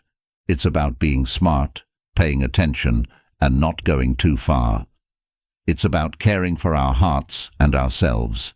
It's not about putting up walls, but about opening doors slowly and carefully. The power of no. In Stoicism, being honest with yourself and having the guts to stick to your beliefs are very important. This is directly about being able to say no in relationships.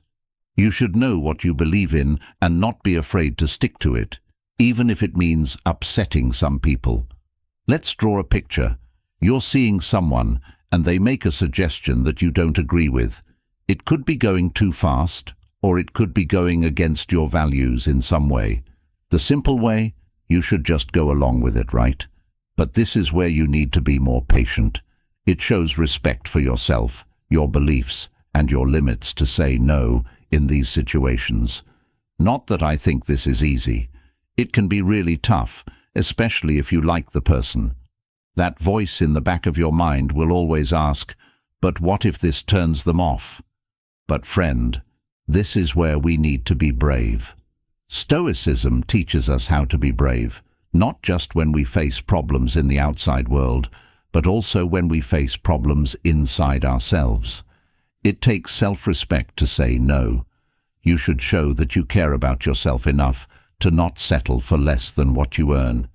Yes, there is a chance. They could be lost. But here's the important thing.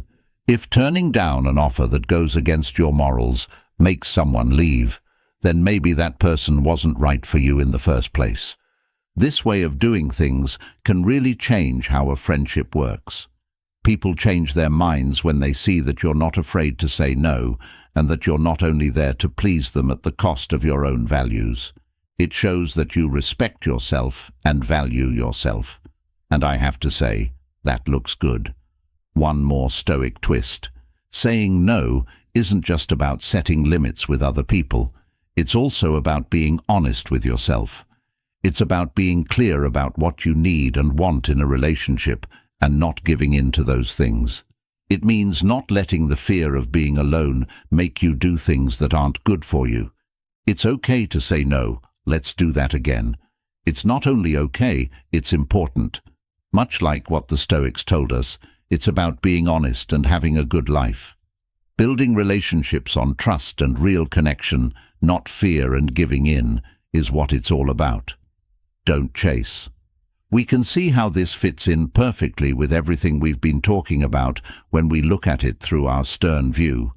It's very important in Stoicism to focus on what we can control and let go of what we can't.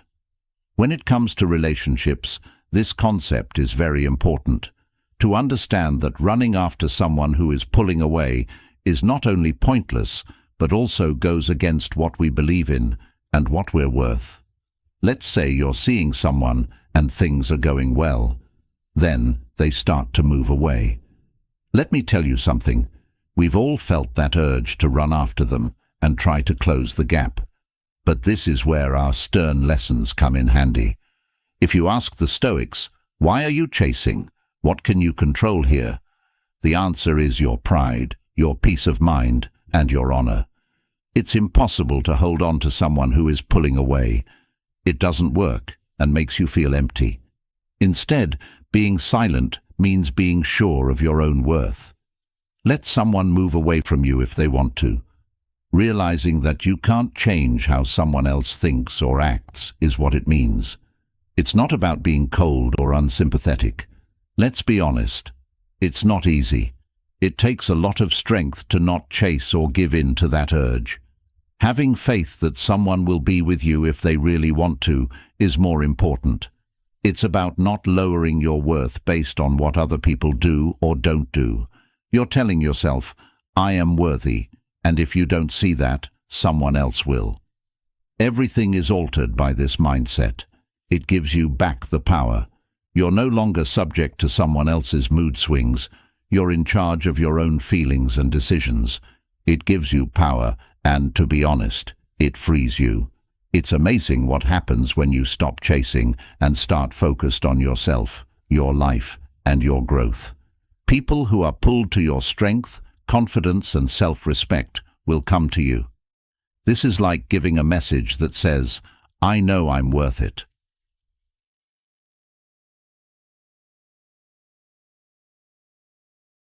1. When relationships get in the way of your personal growth, it leaves us with a deep message. Friendship that can end was never real.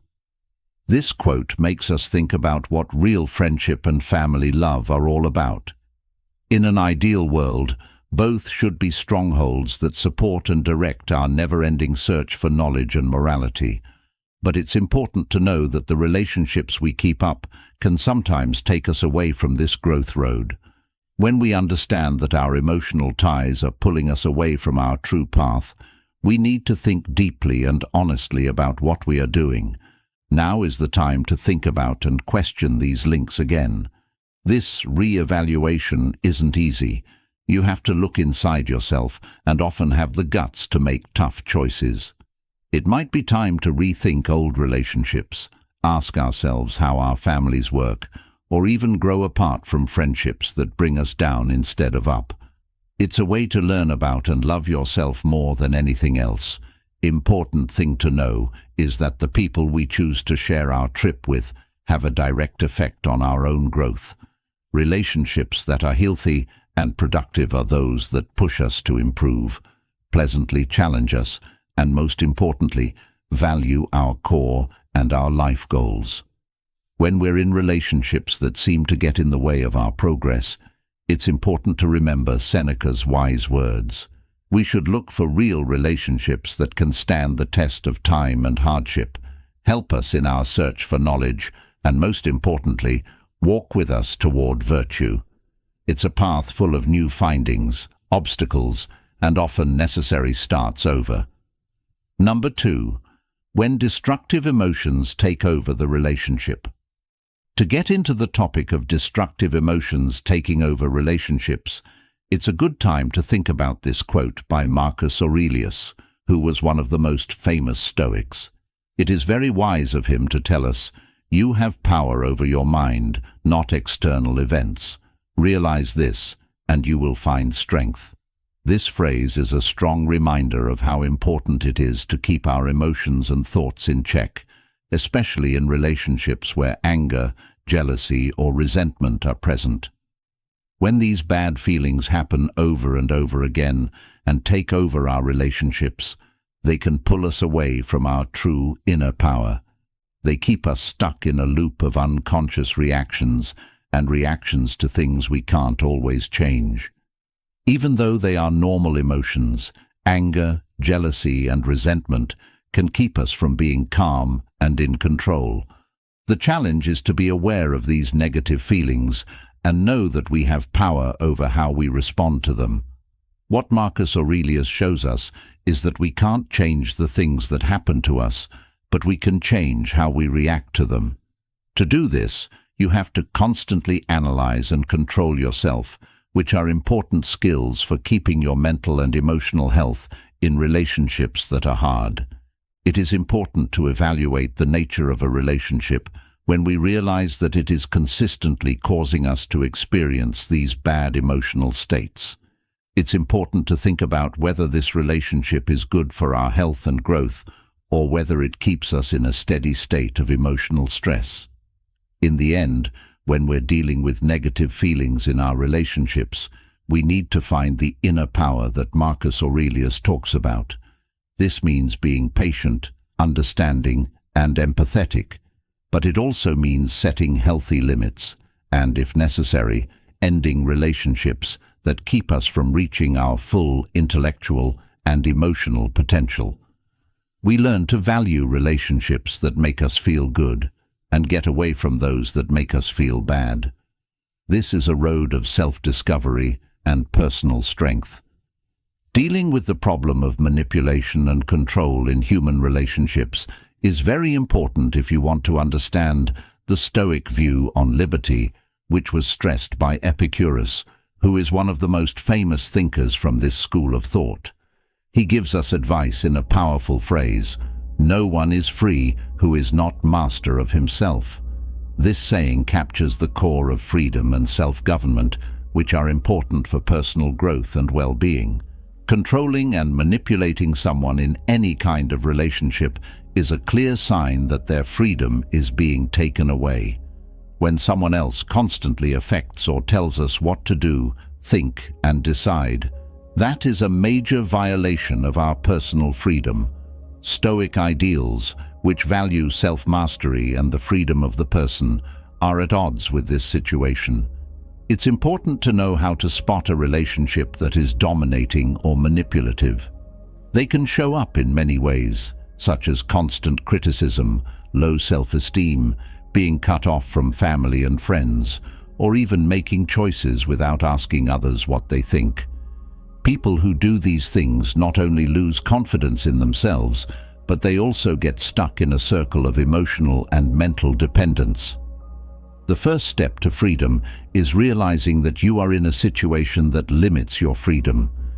Epictetus says that being in charge of yourself is the only way to be truly free. This means taking charge of your own life, setting healthy limits, and ending relationships that keep you from having the freedom you need. It can be hard or even painful to decide to end a relationship with someone who is controlling, but it is a brave thing to do and an important step toward taking back control of your life.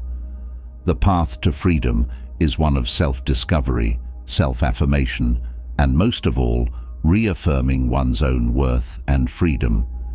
To sum up, spotting relationships that control or manipulate us and stepping away from them is a very self-respecting thing to do. Epictetus said that we should try to be in charge of our own lives and build relationships with other people that respect our independence and help us reach our full potential. Fourth, when the relationship does more harm than good, it's important to stress the value of each person's inner well-being when talking about how relationships that do more harm than good work. Individual growth and development is not possible in toxic relationships that drain energy, cause constant emotional pain, and create a negative environment. In this situation, it's important to know that a relationship is unhealthy if there is constant stress, unsolved issues, disrespect for each other, and a lack of emotional support.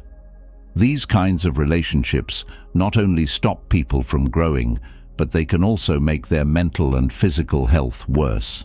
Toxic relationships often show up in a number of different ways, such as through constant criticism, lack of understanding, manipulation, or even emotional abuse. When these things happen, they make the person feel stuck and unable to move forward in their personal or work life. To find inner peace, you need to be in a place that encourages happiness, respect, mutual support, and most of all, mental and emotional health. When these things can't be done because of a relationship, it's clear that things need to change. If you want to take care of yourself and respect yourself, you should stay away from a poisonous relationship.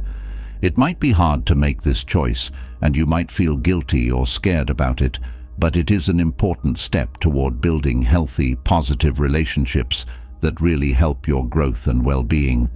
Getting out of a bad relationship is also a time to think about things and learn new things. There is a chance to boost self-esteem, remind oneself of ideals and goals, and learn more about the kind of relationship that makes life more enjoyable. Because of this, it is important to know how to spot a bad relationship and have the guts to leave when you need to. After all, we should make it a goal to improve our inner health and grow as people. The relationships we build are very important in this process.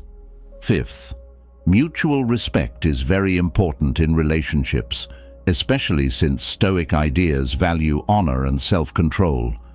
If there is a lack of it, then the relationship is not healthy. These values can't exist in relationships where people don't respect each other. This can create an atmosphere of miscommunication, low worth, and constant stress. Respect is the building block of all good relationships. It means recognizing that people are different, being able to listen and see things from the other person's point of view, and showing understanding and care. Without respect, it's hard to communicate, disagreements get worse, and unity falls apart. When people in a partnership don't respect each other, it often shows up as disrespect, mean comments, not caring about the other person's wants and feelings, or even violent behavior. These views not only hurt the relationship, but they also hurt the people involved's self-esteem and emotional health. Stoic lessons tell us how important it is to treat others with respect and self-control at all times. In other words, we should treat others with the same care and respect that we want for ourselves. If a relationship is missing this basic thing, it turns bad and messed up. When there is no equal respect, it is time to look at the relationship and decide what needs to be changed to get things back in balance. This could mean having an open conversation, setting clear limits, or even pulling away, especially if disrespect happens over and over again and can't be fixed. Recognizing when someone doesn't respect you in a relationship and taking steps to fix it or stay away from them is important for your mental health and sense of self-worth. In the end, picking relationships based on mutual respect is the same as choosing a road of self-worth and personal growth that is in line with Stoic ideas of honor and self-control. Sixth, the Stoic method stresses strongly accepting reality as it is, even when the connection makes it hard to do so. This is also true for relationships between people. Having relationships that hold us to false beliefs or help us ignore reality is not helpful and can be very damaging. Stoics say that accepting reality doesn't mean being passive or giving up. Instead, it means having a clear, objective view of the world as it is, without any unrealistic hopes or ideals. When we apply this idea to our relationships, it's clear that keeping connections based on lies or denying facts keeps us from living in a genuine and honest way.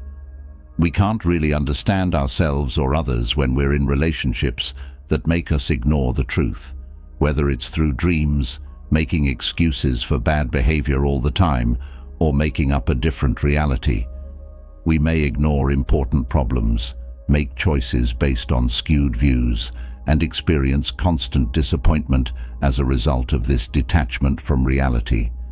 This kind of relationship can have broken promises, high demands, or even problems that aren't being talked about. These events make us want to be angry and unhappy because we are always looking for something that doesn't exist in the real world. It can be hard to face the truth in a relationship, especially when it means giving up ideals that we hold dear. But it's an important step for growing as a person and making relationships that are better and more reasonable.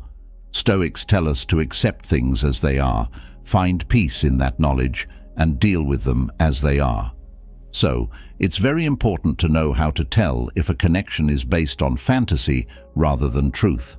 Seeing these patterns and stepping back from them can help us find our way to a more genuine and happy life, which is in line with the Stoic ideas of accepting things as they are and having a clear picture of what is real. Seventh, If you are giving up your values, living in line with your values is an important part of Stoicism and a key part of living a full and worthwhile life. We are in a tough spot when we are in relationships that make us give up or betray our core values. This is something we should think about and re-evaluate. Our personal values help us make choices, decide what to do, and decide how to connect with the world around us. They show what we really believe and what we think is important and true. When someone in a relationship asks us to give up or ignore these values, it not only hurts our morals, but can also make us feel very unhappy and uncomfortable. There are many ways that a relationship that requires giving up ideals can show itself. It could mean being forced to do something that goes against what we think is right, to put up with behavior that we think is wrong, or even to give up important parts of who we are. At first, these concessions may not seem like a big deal, but they can add up and hurt our self-esteem and sense of self-respect over time. Stoicism teaches us how important it is to live in line with our ideals. This means having the guts to make tough decisions, staying away from things that will take us off track, and looking for relationships that respect and reflect our core values. It's not easy to look at a relationship again in light of how well it fits with our values. It could be caused by inner tensions, loyalty, fear of being alone, or fear of change. But keeping true to your ideals is good for your mental and emotional health and shows that you respect yourself and are real. So, it's important to be aware of how our relationships affect and show what we believe in. When we understand that our core values are being violated, we should really think about whether this relationship is good for our health and growth. Picking ways that are in line with our values is not only a Stoic concept, it's also a key part of living a real and satisfying life. Eighth, if the connection isn't mutual, it won't last. In any relationship, reciprocity is important for its health and longevity. Because one person always gives and the other always gets, there is an unbalance that can be harmful and can't last in the long run. Harmonious relationships are ones in which both people give and receive in an equal way. This exchange doesn't have to be exact or right away all the time, but there should always be a feeling of support and cooperation. When one side is always the giver and the other side is always the receiver, there is an imbalance that can make people feel angry, tired, and unimportant. This kind of one-sided relationship can show up in many ways, such as emotionally, where one person is always there to support the other and rarely does the same, or practically, when doing daily chores or making big choices. When the mismatch happens all the time, it stops being a team and turns into a problem for one person.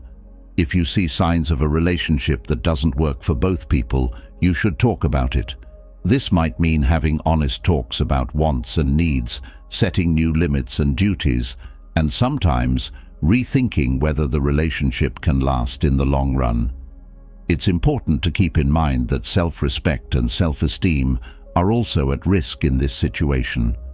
The idea that you are worthless can be damaged by putting yourself in a constant situation of giving without getting proper value and care. Not only is it fair, but it's also good for you to try to find balance in a relationship. To keep relationships healthy and fulfilling, it is important to seek exchange. Balanced relationships help both people grow, accept each other, and be happy. We should aim for and build these kinds of relationships in our lives for our own health and the health of the people we connect with. Number 9. Abuse of any kind is never okay in any kind of interaction. Stoic advice, which stresses how important it is to treat yourself with respect and honor, makes it clear that we should never put up with hurtful or cruel behavior. Abuse can show up in many forms, such as physical, mental, emotional, verbal, or even financial. No matter what form it takes, it is very bad for the mental, physical, and emotional health of the person who goes through it. A pattern of power, bullying, separation, and fear can be seen in abusive relationships. Stoicism teaches us to accept and value who we are. This means knowing how valuable we are on our own and not letting anyone treat us in a way that hurts our character or health. Being in a violent relationship is like living in a place that constantly devalues and dehumanizes us, which is the exact opposite of what the Stoics would consider a good and honorable life. The first thing you need to do to get help and change is admit that you are in a violent situation. Understanding that abuse is never okay and that the abuser is responsible for it, not the victim, is very important. In order to get out of this position, you need to get help from friends, family, or experts. Leaving a situation where someone is abusing you can be hard and needs strength and support, but it is an important step toward getting back your freedom, self-respect, and self-esteem. When you're getting over a violent relationship, you have to remind yourself of your own worth and strength. Because of this, it is very important to know the signs of abuse and act right away to protect yourself. It's important to follow the Stoic ideas of self-worth and self-respect on this trip. Everyone has the right to live a life that is free from abuse and treated with respect. 10th, when communication fails over and over again. Good communication is an important part of any good relationship. When communication fails all the time, whether it's only on one side or causes constant arguments, it gets in the way of peaceful coexistence and shared understanding. Stoic philosophy says that mistakes, frustrations, and resentments often happen in relationships where people don't talk to each other enough. When one person controls the talk or doesn't give the other person a chance to say what they want, it's called one-sided communication. In the same way, conversation that is constantly tense and unable to find common ground can be tiring and wearisome. The Stoics respect balance and peace in their own lives and in their relationships with other people.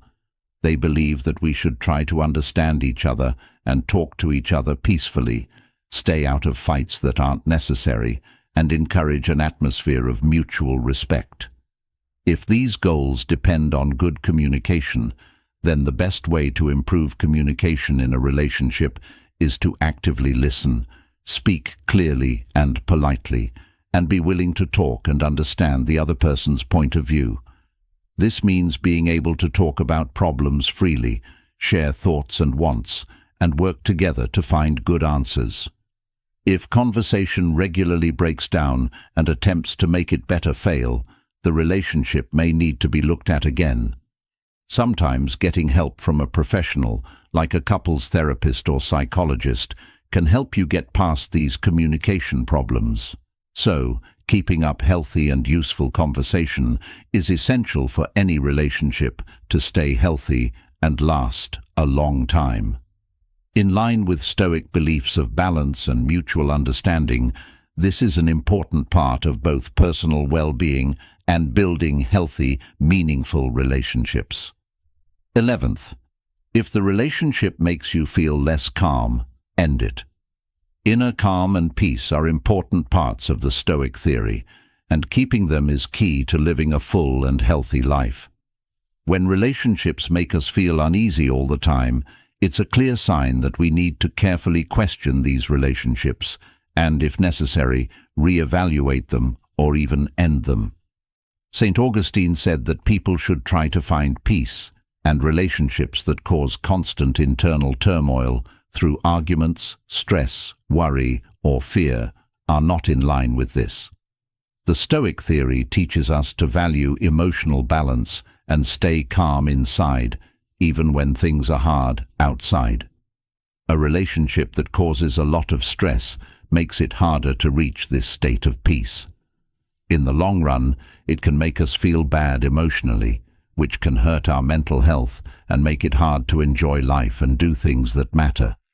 In this case, it's important to think about how the connection affects our health. This means thinking about how the relationship makes us feel mentally, whether there is a pattern of negative that can't be fixed, and whether our efforts to make the relationship better have been in vain. It is never easy to end a relationship, especially when there are strong feelings involved. Stoic thought, on the other hand, tells us to make choices that are good for our health and peace of mind. In this case, we might need to get away from relationships that are making us feel bad. It's important to remember that looking for peace is not greed.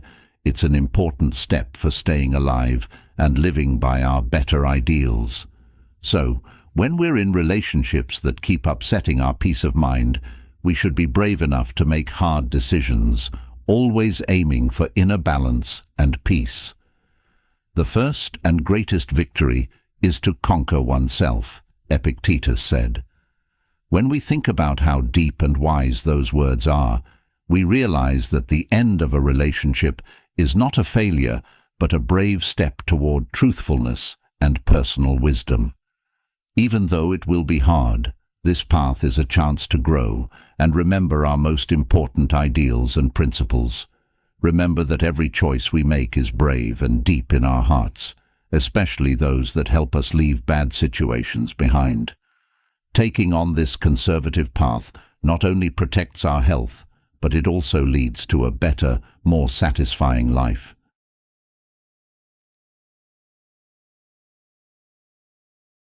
Do you ever think about how you agreed to something you didn't want at first and question your decision? Have you ever thought about why some talks make you feel like you're not sure what you're saying? You might be being influenced in a sneaky way and not even be aware of it. In this world where everything is linked, we're always talking to new people, each with their own goals and ways of doing things. Most of the time, these exchanges aren't harmful and can even be helpful. The question is, what happens when other people's goals aren't clear and their actions are dishonest?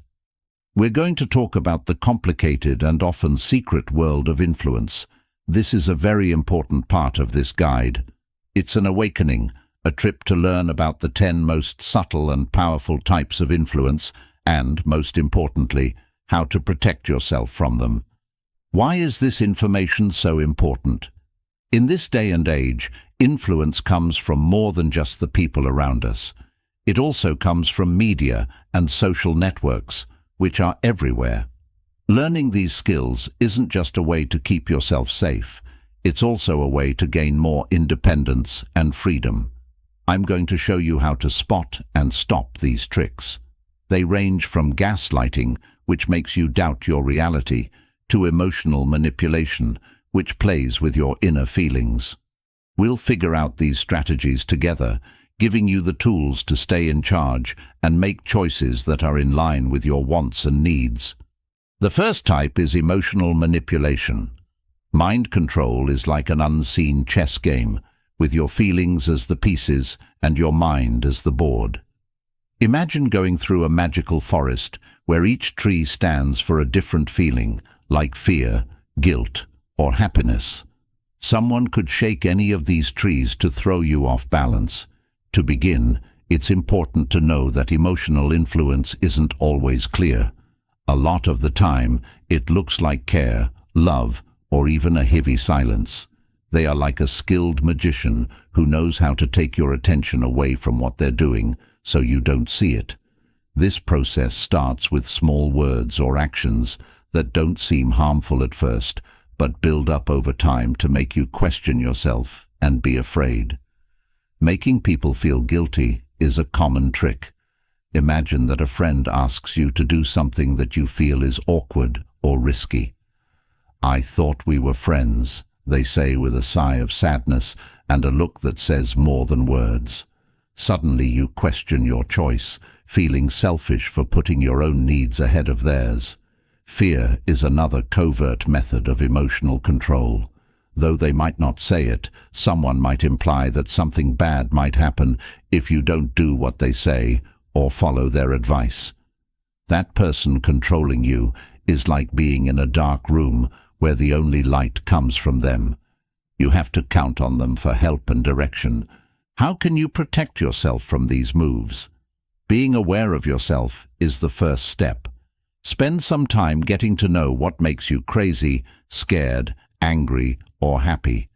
You need to know every feeling that grows inside you, like a farmer knows every plant in their garden. You'll be able to tell when someone is trying to play with them after this. Setting clear limits is the second step. Building a wall around yourself that can't be broken through isn't what this means. What it means is having doors that you can open and close whenever you want. Don't feel bad when you say no, and know that you can't always make everyone happy. Step 3 is to try to keep your relationships in order. A good relationship is like dancing. Both people move at the same speed and treat each other with care. If you feel like you're always following someone else's lead, you should think about ending that connection. Last but not least, never forget how powerful honest conversation can be. It can be hard to talk to someone who is mentally manipulating you, but sometimes just saying, "I feel this way," or "I'm not comfortable with that," can work. People who know how to manipulate feelings are very good at it. But you can learn to protect your emotions by being aware, setting clear limits, finding balance, and talking to others. In the chess game of life, remember that you control your own fate. Form number 2. Watch out for logical mistakes.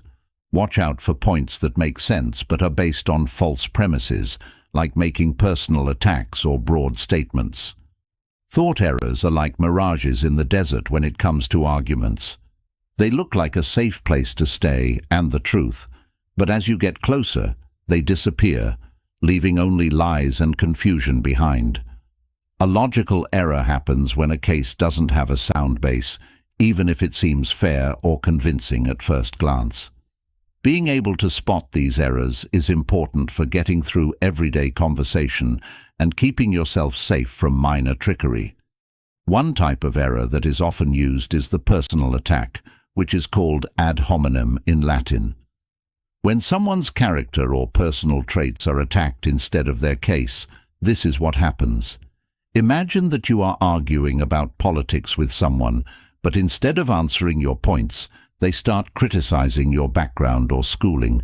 It's like someone chose to play unfair by putting sand in your eyes to make you blind and keep you from seeing what's really going on. The quick assumption is another common mistake.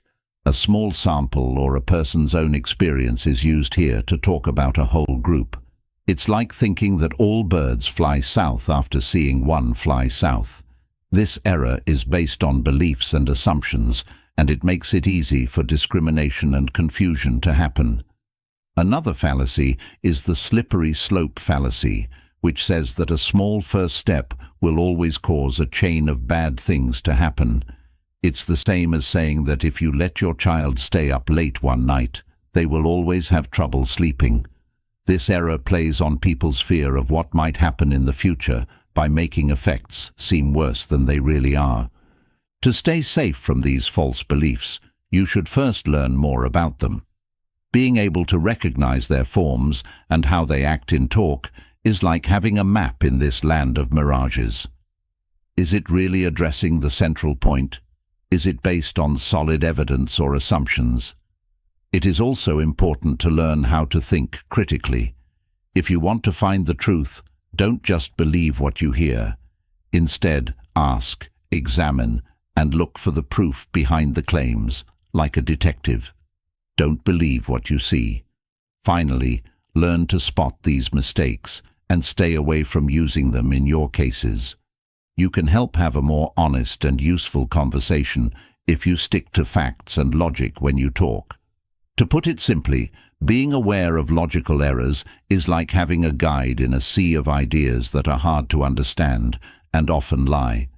In this way, it keeps you on the road of reason and truth, keeping you from falling for points that look like gold but are really just air.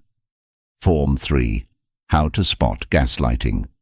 Know when someone is trying to get you to question what you think or what is real. Mental trickery, also known as gaslighting, is a sneaky way to get someone to do what you want them to do emotionally. In this kind of manipulation, the person trying to trick someone tries to make them question their memory, vision, or reasoning. like someone moving your furniture around slowly in your house and then telling you nothing has changed, which makes you question what is real. This strategy can look different ways. One of the most common is denial, in which the liar just won't accept the truth or says your experiences aren't real. It's like saying you saw a shooting star, but someone says you must have been fantasizing, even though you are sure you saw it. Changing the facts is another way to gaslight someone. The trickster might change the truth to make you question what you remember. For instance, if you remember a talk where you both agreed on something, the trickster might say it never happened, or that they said something completely different. It's like being in a maze of mirrors, where each one changes the truth a little more. It's also possible for gaslighting to happen when your feelings and thoughts are made fun of or put down. Telling you you're making a big deal out of a small matter is like telling someone you're really upset or hurt about something. It is important to trust your gut and your emotions to spot and stop gaslighting. It's likely not right if something doesn't feel right. Write down what happened, what you said, and how you felt. This could be a notebook or your phone's notes. Keeping a record of facts can help you back up what you say and remember the exact details. Also, ask friends or family members you trust for help. Talking to someone who isn't involved in the situation can often help you see things more clearly and confirm what you're going through. Self-affirmation and self-care are also very important. Feel good about yourself and remember that you deserve to have your own thoughts, feelings, and experiences. For keeping your emotional health, meditating or talking to a doctor can be very helpful. As an emotional trick, gaslighting can make you question what you know to be true. Learning about how it works and coming up with ways to trust your own view are important things you can do to protect yourself from this harmful strategy. Don't forget that your world is real and should be taken into account. Form 4. Being aware of group pressure. Figure out when pressure from other people in the group is being used to change your mind or choices. Group pressure is strong and can show up in obvious or covert ways, having a big effect on our choices and views. Many times it feels like we're traveling on a rough sea where the waves of public opinion could take us where we don't want to go. This kind of social trickery takes advantage of the fact that we all want to fit in and be accepted by a group. To fit in, you might just change how you dress, or you might have to change your views or actions to match those of the group. We follow the group, even if it takes us down a road we don't want to take, so we don't stand out as the black sheep. It's important to have high self-esteem and confidence in order to stay aware and fight peer pressure. An anchor in a rough sea is knowing who you are and what you value. It keeps you steady even when the waves try to pull you away. You can also learn to tell when someone is trying to affect you. Group pressure can be clear, like when someone tells you straight out to do something. Sometimes it's more subtle, like when everyone in your social group agrees with you or lives a certain way, and you feel like you have to follow suit. It's like being in a place where everyone talks in the same tone, and you have to change the way you speak to fit in. It's important to learn the skill of saying no. Setting and sticking to limits is very important. Being strong and clear about your choices will help you stay true to yourself. You don't have to be rude or angry. Think of yourself as a tree with deep roots. Your roots hold you down even when the wind blows hard. Also, look for a support group that treats you as a unique person. Finding people who respect different points of view and back your own choices is like finding a safe place where you can be yourself without worrying about being judged or put under pressure. Finally, choose what to do based on your own morals and ideals, not what other people think is right or popular. This may mean going the path less taken at times, but it's necessary to live a real and satisfying life. To stay true to yourself and make choices that are in line with your values and beliefs, you need to be aware of group pressure and learn how to deal with it. Remember that it's okay to be unique and choose your own path, even if it means not always going with the flow. Form 5. Recognizing too much flattery.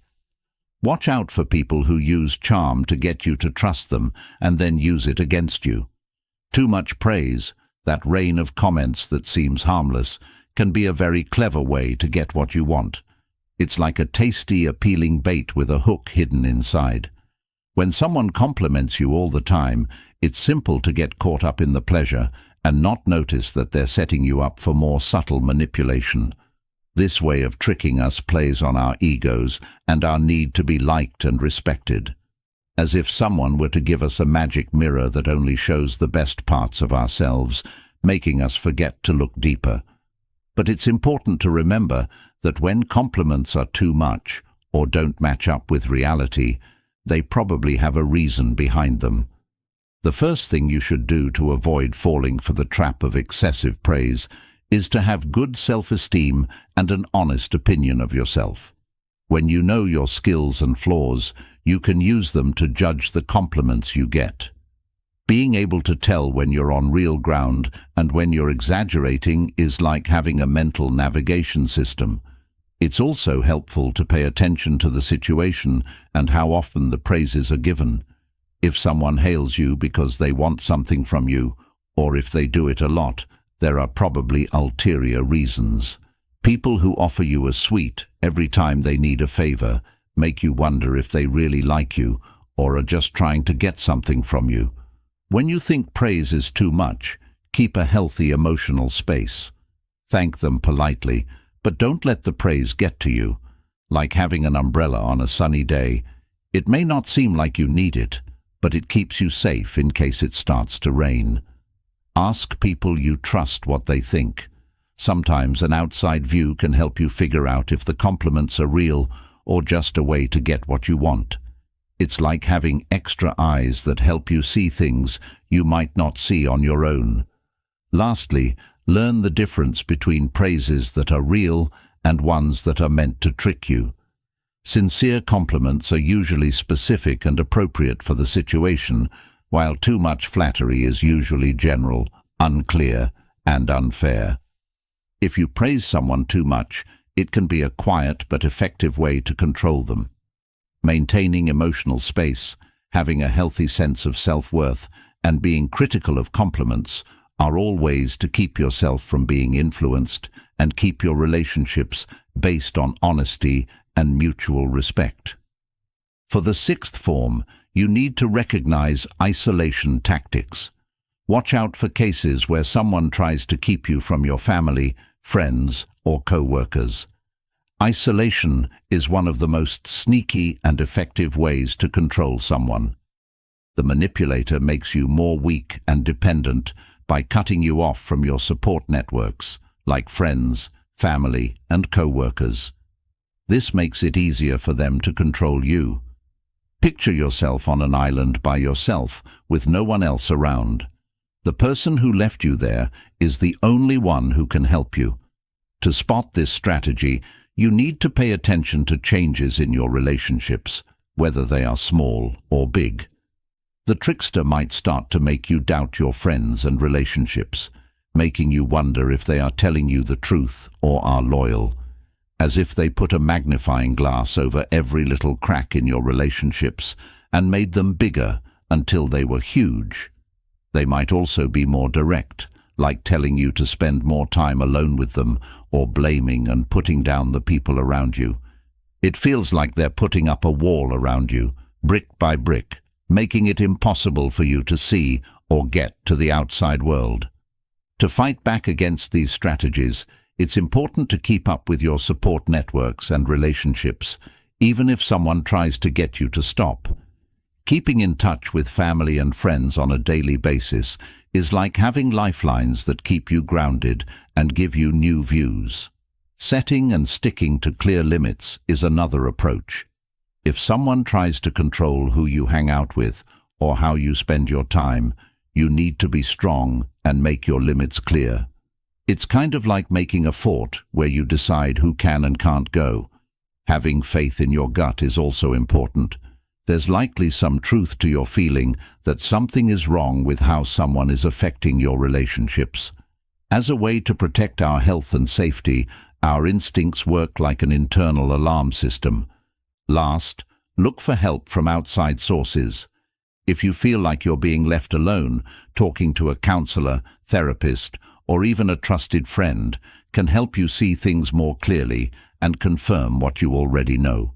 For your emotional health and independence, it's important to be aware of separation methods. You can keep your lines of communication open and trust your gut to keep yourself from being alone and controlled. This will also make sure that your relationships are healthy, fair, and based on equal respect. Form 7. Be on the lookout for ultimatums. Figure out when someone is using a threat to get you to make a quick choice. When used for trickery, ultimatums are like being on the edge of a cliff. You feel like you have to make a choice that seems easy, but is actually very scary. Manipulators use ultimatums to make you feel like you need to make a choice right away, which limits your choices to what they want. Being aware of when choices are made in an extreme way is necessary to spot this strategy. For example, if you really loved me, you would do this, or if you don't do this, then our friendship will end. These are like red lights that mean someone is trying to control your behavior by putting pressure on you. One important thing about ultimatums is that they often seem sensible at first, but when you look more closely, they show that the person doesn't value your needs and limits.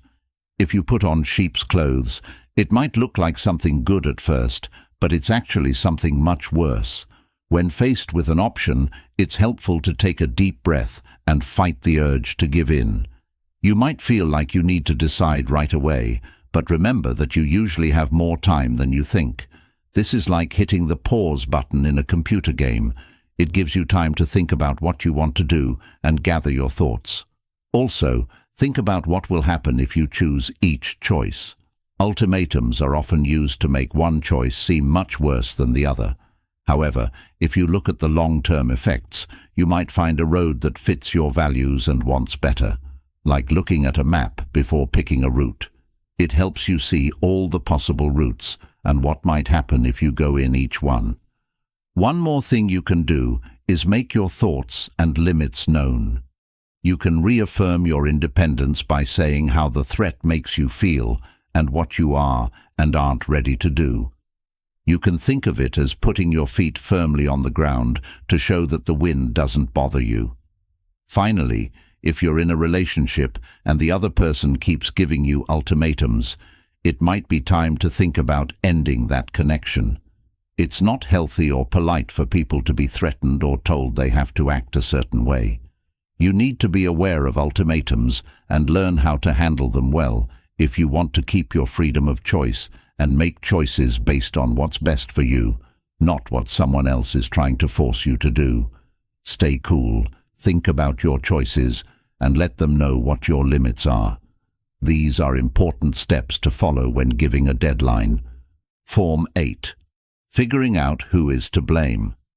It's clear that someone is trying to make you feel bad in order to control what you do or think. It's a sneaky but effective way to control you, like a drug that slowly gets into your head and makes you question yourself and your choices. To figure out who is to blame, you need to be able to tell when someone is trying to make you feel bad all the time for their actions or feelings. Someone might say something like, "You make me feel bad when you don't do what I ask," or, "If you hadn't done that, I wouldn't have reacted this way." It's like having a skewed mirror that sees all of your actions as mistakes or flaws. To fight blame, it's important to stand up for your own truth and remember that your thoughts and feelings are real. Do not let anyone change the plot of your story or make you feel guilty for things that are not your fault. It's like having a shell around you that keeps you safe from the poisoned bullets of guilt. A good approach is to think about yourself before you accept blame. Checking to see if you are really to blame and if the charge is true is like looking at a plan before you go on a trip to make sure you are going in the right direction. Talking to each other is also very important. Say what you think when someone wrongfully blames you, and be clear about what your limits are. You could say something like, "I know you're upset, but I'm not responsible for what you did." This is like putting a "do not enter" sign in your emotional yard. In addition, it's important to be around people who are kind and helpful. Instead of rough ground where nothing can grow, a healthy and happy setting is like rich dirt that lets your best grow. In conclusion, finding blame is important for keeping your mental and emotional health. You can keep yourself from being influenced and make sure that your actions and thoughts stay yours, free from the shadow of unfair guilt, if you recognize this strategy and deal with it. To stay safe in the maze of blame, keep your mind clear, your limits strong, and your surroundings healthy. Form 9. Being aware of too much information. Watch out for cases where you have too much information that is often hard to understand or complicated. This can make it harder for you to make clear choices. Too much information is like having a storm in your head. Picture yourself in the middle of a storm of numbers, facts, and data coming at you from all sides. This could leave you feeling lost, stressed, and eventually unable to make smart, well-informed choices. This method of influence works by giving you so much information that you can't see the big picture. These tricks are used by manipulators to throw you off balance, which makes you more open to their requests or effects. They want you to give up and let them take charge, like being given a puzzle with too many parts. To keep yourself safe from this information storm, you should first be able to tell when you have too much data. You should take a moment to breathe if you find yourself in a situation with too much information. It's like stopping a crazy movie in the middle to figure out what's going on. Then, try to make the information easier to understand by splitting it up into smaller pieces that are easier to handle. It's like taking apart a complicated engine one piece at a time, which makes it easier to understand and use. To get good results, you can also ask questions. Clearing up questions can get rid of the fog of misunderstanding. Don't be afraid to say, "I don't get it. Could you explain it another way?" It's like asking someone to light a flashlight in a dark room. Also, get views or tips from people outside the company. Talking to a neutral third party can help you see things from a new and objective point of view. It gives you a clear picture of the scenery, like looking at a map from above.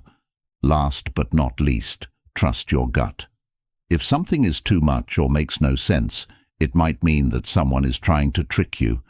It's like an internal sensor that lets you know about possible threats. Being aware of information overload is important if you want to keep your independence and ability to make choices. You can stay calm in the middle of a lot of information by noticing it, making it easier to understand, asking questions, and getting help. This will help you make choices that are truly yours. You should always remember that your mind is your most important defense in a world where knowledge is power. Form 10. Figuring out when the topic shifts. Keep track of when someone changes the subject all the time to avoid taking blame or to confuse you. Switching the subject is like a magic trick in a talk. You're talking about an important issue 1 minute, and then the subject changes to something completely different, which can be confusing and make you feel lost. This is a subtle but effective way to control people and take their attention away from touchy or embarrassing subjects. You could compare it to being on a clear road and then getting lost in a maze of talks that don't lead anywhere. Misdirection is a game that manipulators are very good at. When pushed or asked about something, they quickly change the subject to avoid taking blame or being looked at closely. Like a dancer doing a fancy step to stay off of the ground, that could be dangerous. The first thing you need to do to stay grounded during these verbal turns and twists is to notice when they're happening. There might be a problem if the subject moves quickly and without a rational link. It's like waking up and seeing that the scenery has changed all of a sudden. When the talk goes off track, try to bring it back to the original subject. That's like a captain putting their ship back on track after taking a break. You could say something like, "That's interesting, but I'd like to get back to what we were talking about before." Remember to stay cool and strong, and don't let unimportant topics carry you away. You have to keep your balance when there are strong winds. If the topic change keeps happening, ask directly what the goal is. You could ask, "Why are we changing the subject?" Putting on a light in a dark room is like that. It shows what is being covered. Lastly, make sure there are clear limits on how you can communicate. It's fine to end the talk if you think it's not going anywhere or is constantly going off track. It's like knowing when to leave a game where the rules aren't being followed. Figuring out when to change the subject is important for keeping conversation honest and open. By noticing, refocusing, and asking about these changes, you are standing up for your right to a polite and useful discussion. Always keep in mind that keeping on topic is just as important as learning how to get around. We have looked at a variety of bad ways that people try to change our choices, feelings, and views as we have gone through the 10 ways to spot and deal with manipulation. Each tactic, from emotional manipulation to topic switching, shows how manipulators work and how we can protect ourselves to keep our independence and honesty. Remember that being aware is the strongest defense we have. When people try to trick us in our daily lives, knowing these tricks helps us spot them and stop them. It's like having a map in a dangerous place to help us get home safely. Different types of manipulation can happen in different parts of our lives, such as in personal relationships, at work, or even in public. But if we have the right information and skills, we can face these problems head-on and keep our thoughts and feelings safe from harmful effects. Stoicism tells us that you can not only get smarter, but also grow smarter through hard work, self-reflection, and knowledge. Seneca once said, "It is the power of the mind to be unconquerable." Each method we look at is a way to improve your unconquerable mind, which will turn your knowledge into wisdom and your wisdom into a good life. 1. Actively listen and look for different points of view. The first step to using our mind to its fullest is to learn how to listen well. To really listen, though, you have to go beyond just hearing words and really connect with the thoughts, feelings, and experiences that are behind them.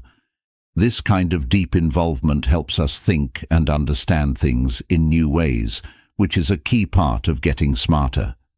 Epictetus said, "We have 2 ears and 1 mouth so that we can listen twice as much as we speak." This shows how important it is to listen more and talk less, which is a central idea in Stoic thought. Think of a time when a chat helped you see things in a new way. This is what active hearing is all about. It's an important mindful practice that makes us smarter and better able to understand others. Think about how much more we understand when we listen to someone from a different background or country. Their experiences teach us things that make us think about things in new ways. We're not just gathering knowledge when we actively listen and look for different points of view. We're changing the way we think. Getting smarter is easy when we learn new things and understand things better. The Stoics believed that people should learn from all kinds of thoughts and situations. They thought that real knowledge comes from being open to and involved with different points of view. Talking with an open mind, asking deep questions, and being open to new or different ideas are all parts of this. Every contact is not only a chance to hear different points of view, but also a chance to really understand them and add them to the way we think. This helps us think of new ideas, figure out how to solve problems, and become more flexible and strong. This method doesn't just make us smarter, it changes us by making us more intellectually humble and empathetic. So let's bring the Stoic spirit into our daily conversations by listening carefully and appreciating different points of view. This isn't just a theory, it's a way to live a fuller, smarter life, full of different ideas and deep knowledge. 2. Accept that you are always learning and being curious. Stoicism says that the search for information is a path that never ends. It's not just about learning facts or getting to a certain level of schooling. It's about being committed to learning new things all the time and keeping your interest alive. This view of intelligence isn't just about getting a better grasp on the world. It's also about changing ourselves. Consider the path of a great business owner who, despite their success, still goes to training and classes on a regular basis to develop their skills. Their story is a strong lesson that learning never ends, even when you've reached your goal. It's an ongoing process where each new skill and piece of information builds on the last, paving the way for more growth and development. Let's look at how this Stoic concept can be used in our everyday lives. To begin, see your daily life as a blank surface on which you can learn. Every job and conversation is a chance to learn something new. There's always something new to learn, whether you're making food, talking to someone, or doing nothing. When you do these everyday things, ask yourself, what can this teach me? Everyday activities that help you keep learning could also be a part of your life. For example, you could set aside one day a week for a digital detox. Taking a break from the digital world lets you connect with your surroundings more deeply and gives you a new way to look at learning. Taking up a new sport that tests your imagination and problem-solving skills is another good idea. It could be anything that speaks to you, like farming, art, or code. These kinds of tasks not only make you smarter, but they also make you happy and give you a sense of success.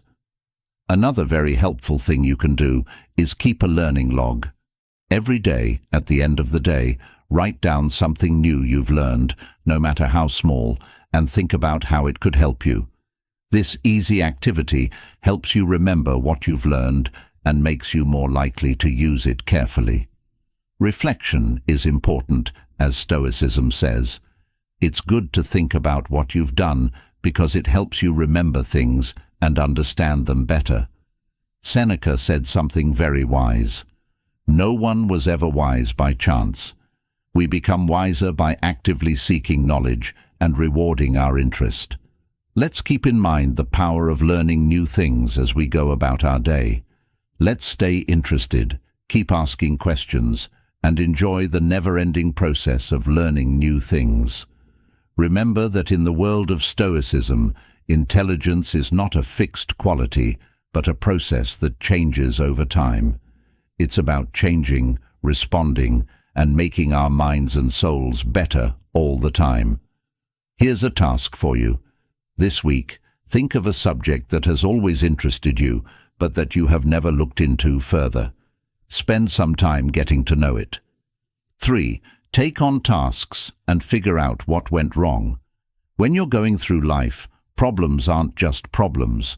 They're also great chances to learn and grow. Stoicism teaches us to see pain not as a problem, but as a way to grow as people. It's often when things are hard that we find the seeds of knowledge. Imagine that things don't go as planned, even though you've planned them out carefully.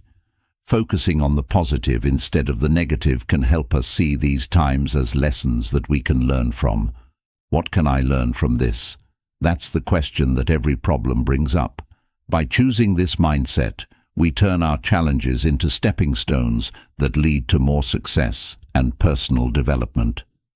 A wise man named Marcus Aurelius once said, "What stands in the way becomes the way." This powerful thought tells us that it's not the lack of difficulties that shapes our journey, but how we deal with them. We develop resilience and flexibility by meeting challenges head-on and learning from them. When you face problems, ask yourself, what is this teaching me? And see these times as chances to get smarter and better. Don't think about each mistake with sorrow. Instead, use them to help you make decisions in the future. Instead of trying to get rid of pain, this conservative way of thinking turns it into a tool for personal growth. Now, when you have failures, Don't see them as dead ends. Instead, see them as doors that lead to new ways of learning and resilience. Being smart doesn't mean never failing. It means getting back up after every fall with new ideas and a better soul. Remember that every mistake is a lesson that teaches us how to be smarter and stronger. Think about a problem or mistake you made not long ago. What did it do to help you grow? What new knowledge did it give you that makes you smarter? Think about this and see how it fits with the calm way of seeing problems as chances to grow. Remember that your path of learning and resilience is an ongoing adventure that keeps your mind and spirit sharp all the time. 4. Improve your self-reflection and mindfulness. Marcus Aurelius, a Stoic philosopher, once said, "The happiness of your life depends upon the quality of your thoughts. Therefore, guard accordingly and take care that you entertain no notions unsuitable to virtue and reasonable nature." This quote supports our next technique, which is to practice mindfulness and self-reflection. Being truly self-aware doesn't happen very often in our busy lives, but it's in these times that we discover how to become smarter. Mindfulness means taking a moment to notice our feelings and thoughts, even when things are going crazy. It's the skill of living in the present and being aware of everything around you. Next, picture yourself in a tough spot, like a fight or a stressed day at work. Imagine stopping, taking a deep breath, and thinking about what you want to do instead of moving without thinking. With just a moment of mindfulness, you can change how you react, making choices that are more deliberate and well thought out. This is complemented by self-reflection, which lets us think about the past and learn from it. It's not about focusing on the past, but about learning from it so that you can handle the future better. We can become smarter, not just more informed, through regular self-reflection. Take a look at a day when things didn't go as planned. In the evening, you think about what happened. This self-reflection shows you a trend in how you behave and helps you figure out how to handle similar scenarios better in the future. So try this easy habit. When the day is over, take a few minutes to think about what happened, what you learned, and how you can use what you've learned in the future. Self-reflection is a good trait that will not only make you smarter, but also give your life more meaning and understanding. When we practice mindfulness and self-reflection, we don't just get smarter, we start a journey of deep emotional growth. 5. Get your mind and body in sync. Have you ever found that yourself finds it difficult to stick to your workout schedule or craves junk food after a long, hard day? You may have also had days when you stay up late and felt even more tired the next morning. How come it seems so hard to live a good life when we're so busy? The Stoics thought about this very same problem many hundreds of years ago. They understood the deep link between having a healthy body and a sharp mind. Epictetus said, "First say to yourself what you would be, and then do what you have to do." These words not only show how important it is to make sure that our actions are in line with our mental and physical health, but they also remind us that this balance is essential for getting smarter. When our days are full of things to do and due dates, it's easy to forget about our physical health. Still, it's important to keep your mind and body in balance. After all, having a good body keeps your mind sharp. It's not enough to just do some workouts or eat healthy foods once in a while. You need to make a habit that supports your general health. Imagine beginning your day with a quick workout or a fast walk. This physical action gives you energy and health for the rest of the day, which has a direct effect on how focused and sharp your mind is. In the same way, making good food choices and getting enough sleep are not just self-care. They are investments in your resilience mentally and emotionally. Mind and body are deeply connected. A strong base for mental clarity and emotional calm is built when you take care of your physical health. This balance is important for staying relaxed and clear when facing problems. Consider your present way of life and ask yourself, How can I better balance my physical and mental health? What small step can I take today to move toward a more healthy way of life? It could be working out for 30 minutes, eating better, or having a regular bedtime to get a good night's sleep. People are often surprised by how small, regular changes can make a big difference in how they think, feel, and perform. By following the Stoic concept of balancing mind and body, we not only get smarter, but we also live a healthier, wiser life. To not only survive but also thrive in the modern world, you need to take this attitude. 6. Take part in thoughtful practice. Stoicism shows us how important discipline and hard work are for brain growth. This is where the idea of deliberate practice comes in handy. It's not just doing the same thing over and over again. It's a mindful way to improve your skills that includes games, puzzles, and learning new ones. Deliberate practice is a serious way to learn that goes beyond just learning. It means keeping your mind active by doing things that require you to focus and figure out solutions. Picture yourself getting really into a hard puzzle or a strategy game. These things aren't just fun. They're also good for you because they work out your brain and make it smarter. The Stoics knew how important it was to keep their minds active and sharp. People who regularly do mentally challenging tasks not only learn new skills, but also strengthen their brain resilience. Focus, discipline, and persistence are all things that are needed to learn a new language, get good at playing an instrument, or solve hard tasks. To put this into action, start by thinking about the things that interest you. A daily crossword task, a tough board game, or even a new sport that makes you think strategically could be just what you need. Consistency and a desire to stretch oneself beyond one's comfort zone are essential. Working hard over and over again is the only way to achieve real greatness and understanding. It is not because things are hard that we do not dare. It is because we do not dare that they are hard, Seneca said. These words perfectly describe the heart of careful practice. In this method, you're not just practicing your skills, you're also practicing the Stoic traits of courage, focus, and resilience. You'll see a huge change in your personality and brain skills if you keep pushing yourself and getting out of your comfort zone. This trip will not only make you smarter, but it will also help you grow as a person.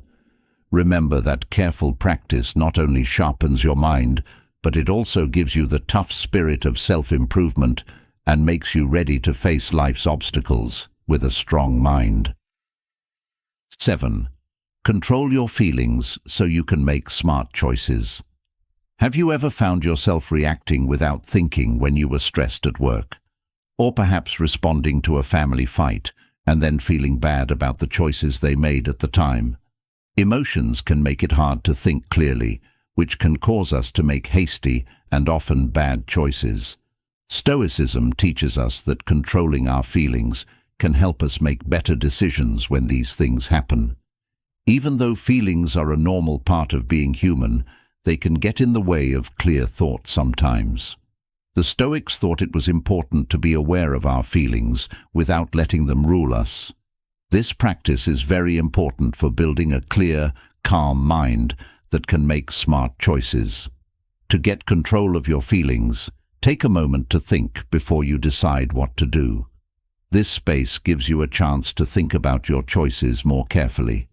Writing in a journal can help you a lot with this process. It can help you understand and share your feelings, which can lead to more understanding. Also, when your feelings are high, pay attention to your breathing. This easy method can help you calm down and be less impulsive. Getting different points of view is another good approach, especially when making decisions. Hearing different points of view can help you keep your feelings in check and help you understand things better, which can help you make better choices. Remember Seneca's wise words. Here, we are more often frightened than hurt, and we suffer more from imagination than from reality. This serves as a good reminder that our emotional responses are frequently stronger than necessary. Taking control of our feelings helps us make decisions with a clear head and in line with our morals and intelligence. You develop the Stoic values of self-control and reason as you practice emotional management, in addition to making better choices. Ultimately, this journey helps you make decisions that are in line with your real goals and show that you have gained more understanding and knowledge. It also improves your decision-making skills and helps you grow as a person. Eighth, be good and honest in your daily life. It's not just about what we know when we want to get smarter. It's also about how we live. Stoicism is more than just a way of thinking about ideas. It's also a way of living. It puts a lot of weight on ideals like bravery, fairness, and moderation, and says that we should base all of our actions on these traits. Imagine dealing with the problems you face in life, not only with information, but also with a moral guide.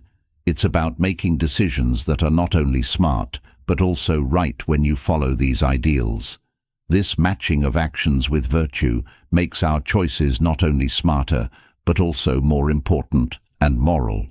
So, how can we live our daily lives with these virtues? Make some small, thoughtful choices to begin with. Before you decide what to do, stop and ask yourself, is this action fair? Am I facing this challenge with courage, or am I avoiding it?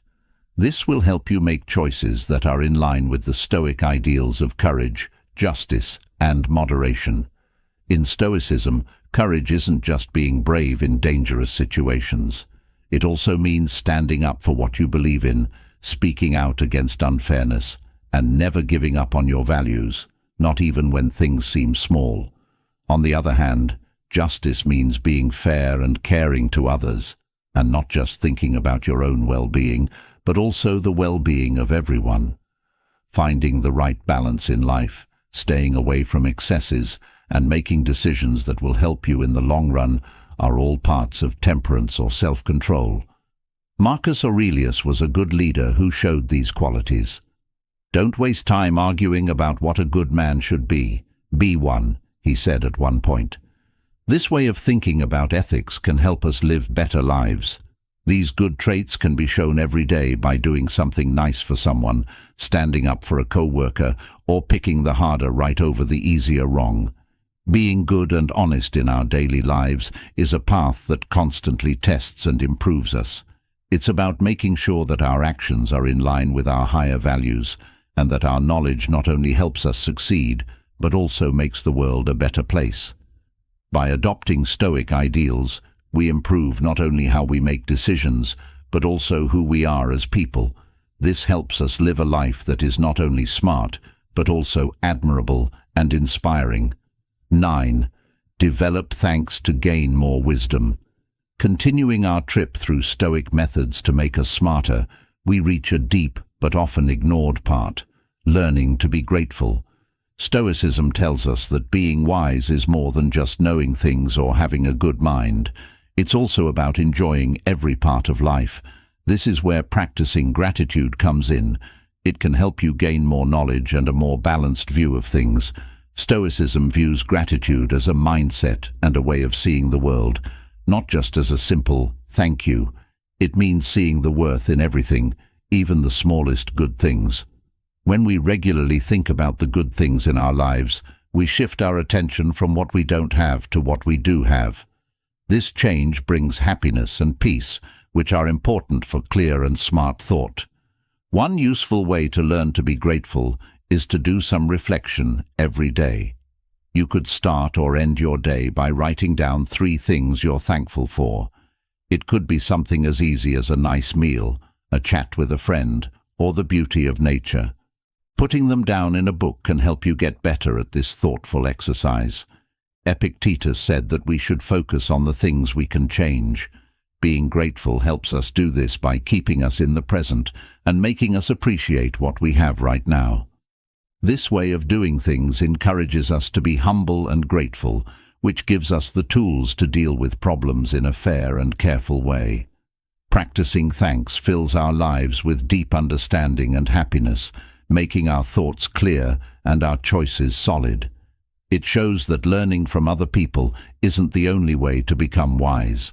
Enjoying our lives as they are is also important. Being grateful every day helps us develop a mindset that makes us smarter and more satisfied with life, shifting our focus toward happiness, respect, and a better understanding of things. 10th, take some time to be quiet and clear your mind. Finally, our last Stoic way to get smarter is to use the power of being alone and quiet. Stoicism shows us how to find inner peace and clarity by focusing on ourselves. This is especially useful in today's busy and noisy world. Quiet times are important because they help us disconnect from the chaos around us and connect with our true selves. For the mind to clear, for reflection to occur, and for our mental batteries to recharge, this break is essential. We often have our deepest thoughts and find the best answers to hard problems when there is silence. It might seem hard to fit these quiet times into our busy lives, but there are easy ways to do it that are still important. Consider devoting some time to quiet reflection at the beginning or end of your day. One way to do this is to meditate, do deep breathing techniques, or just sit quietly and think. Instead, look for peace and quiet in nature, like on a walk in the park or by a lake. This will create the ideal environment for reflection. Disconnecting from our digital gadgets every so often is another good idea. This digital break is necessary to clear our minds and concentrate better. Along with these things, writing in a book in a quiet place can be very helpful. Writing down your thoughts is a lot like meditating, in that it helps clear your mind and give you a new viewpoint. We can follow the Stoic road of self-discovery and mental renewal by savoring these quiet times.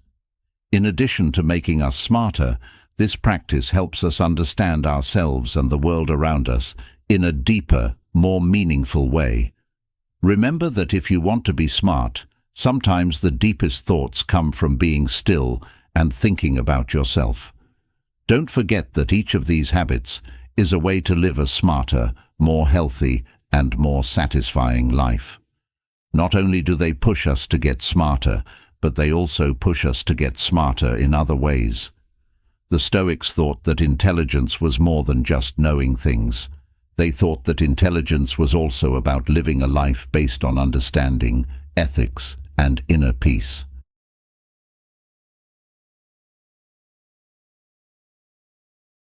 It said, "Don't set yourself on fire to keep someone else warm." Ancient Stoic advice says it's important to find a balance between being kind and taking care of yourself. But in today's rush to be liked and always be the one who helps, many people have turned the good deed of kindness into a habit that hurts their own self-esteem. People often tell us to go the extra mile and push our limits for other people. But how much does it cost? Truth be told, being too kind is not a trait when it takes your own resources, energy, and health. It's a way to ruin yourself. Many people have lost their way and have given so much that they feel useless, unloved, and worn out. In this urban tragedy, people who mean well end up doing terrible things.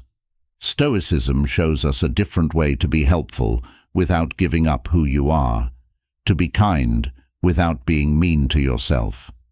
It shows us how to be generous in a way that makes other people's lives better while also looking out for our own. Let's talk about how Stoic principles can help you set healthy limits so that your kindness builds you up instead of draining you. To give without losing, to love without hurting, and to be there for others without leaving our own lives, we will talk about it. To help us walk the fine line between kindness and self-preservation, Stoicism has taught us. 1. Don't set yourself on fire to make other people warm.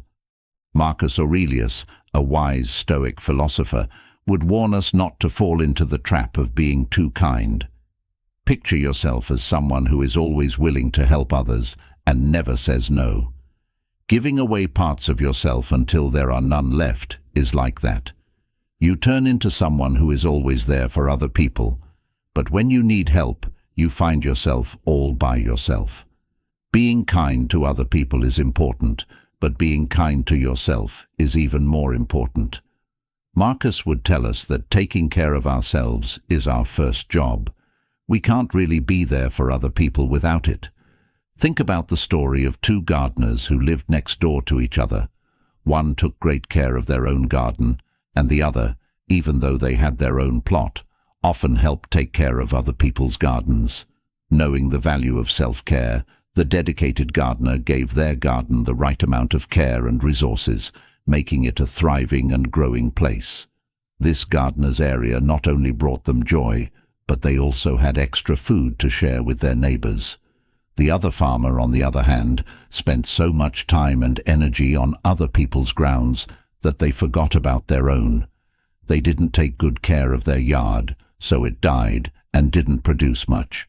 In their desire to help, they forgot about their own needs, which left their yard, and by extension, themselves, empty. This is a warning to think about what you want to do before you start helping other people. Ask yourself if this help will last. Am I taking care of my health? Stoics from the past would tell us to use Stoicism by setting healthy limits and remembering to be kind to ourselves as we try to be kind to others. You can't pour from a cup that's not full, after all. Stoicism teaches you to keep your inner peace and honesty while also making the lives of others better. This way, you and the people you want to help will both have a healthy and satisfying life. 2. Being friendly with someone has an end date. Being kind and generous makes our lives and the lives of those around us better. But there is a sneaky trap in Stoicism, an old theory that still speaks wisdom to us in our busy lives when it teaches us too much about the limits of kindness. It's good to help others with an open heart, but it can be disappointing to expect the same level of kindness in return. Life often shows us that the good things we do today might not be remembered tomorrow. This isn't a reflection of how valuable we are or how valuable our actions are. Rather, it's just how people naturally remember and feel grateful for things.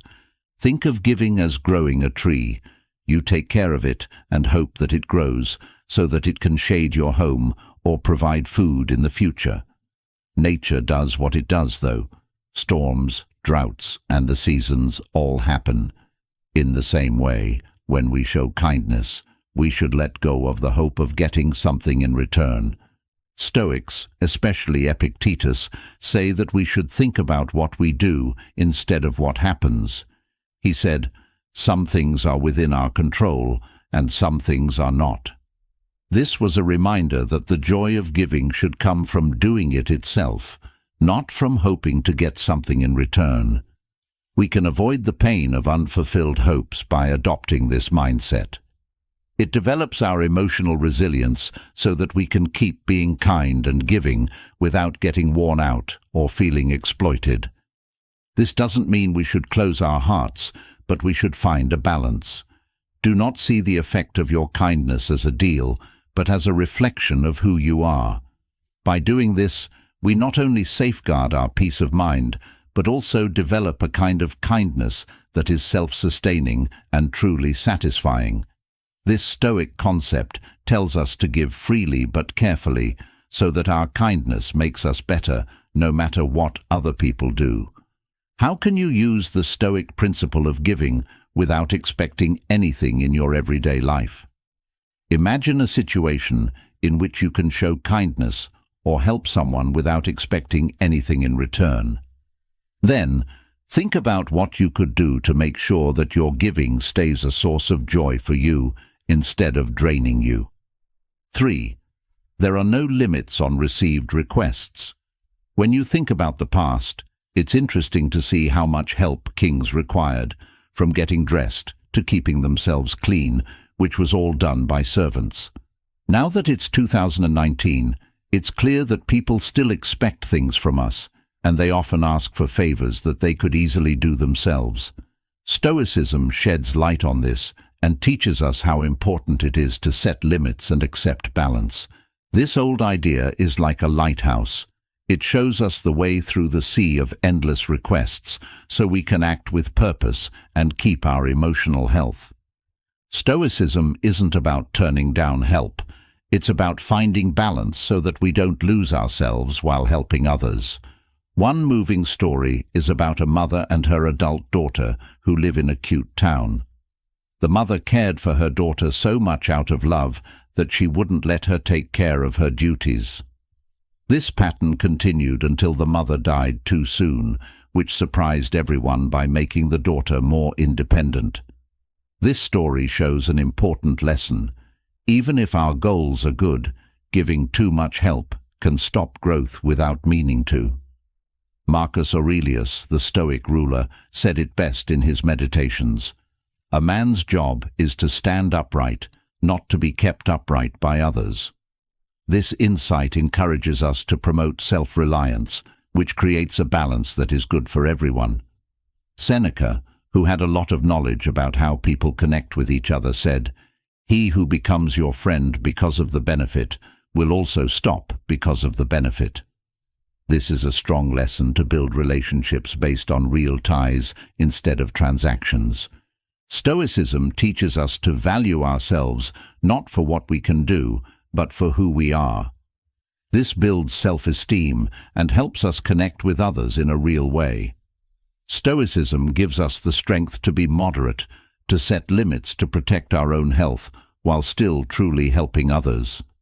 By putting our needs first and tasks second, we not only stay true to ourselves, but we also do more important acts of kindness. We can stay true to ourselves and our ideals and live a good, happy life if we take this sensible approach to life and relationships. Staying aware of our own needs is not selfish. It's a necessary part of self-care as we deal with the challenges of modern life. 4. Being seen and treated as weak. Stoicism teaches us a lot about self-command and inner resilience. To build a fortress inside, learn how to control yourself and make clear lines in the sand that mark our personal space. Ironically, always going the extra mile for other people can make you look weak over time.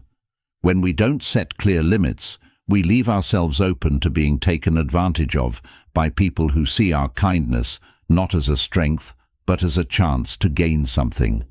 This loop of overextending ourselves and taking advantage of others drains us, making us feel unappreciated and overworked. However, things change when we start to firmly say no. We're not the first people come to with any needs or requests.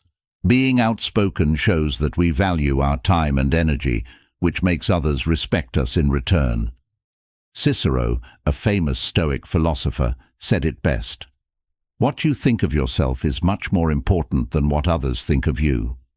By setting limits and being self-disciplined, we not only protect our mental and emotional health, but we also get respect from those around us.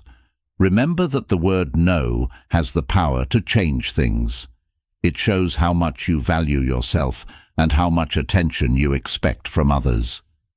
Adopt this motto and see how it changes the way your relationships work, promoting respect based on self-worth and pride. Being a part of this change, however, isn't always easy. Being open to everyone often brings in people who need help, leaving you out of the spotlight when it's time to celebrate. Being open might keep you out of times of happiness, relegating you to the role of helper and keeping you away from times of pleasure. This painful realization helps us tell the difference between real links and ones that are just looking for an easy way to make money.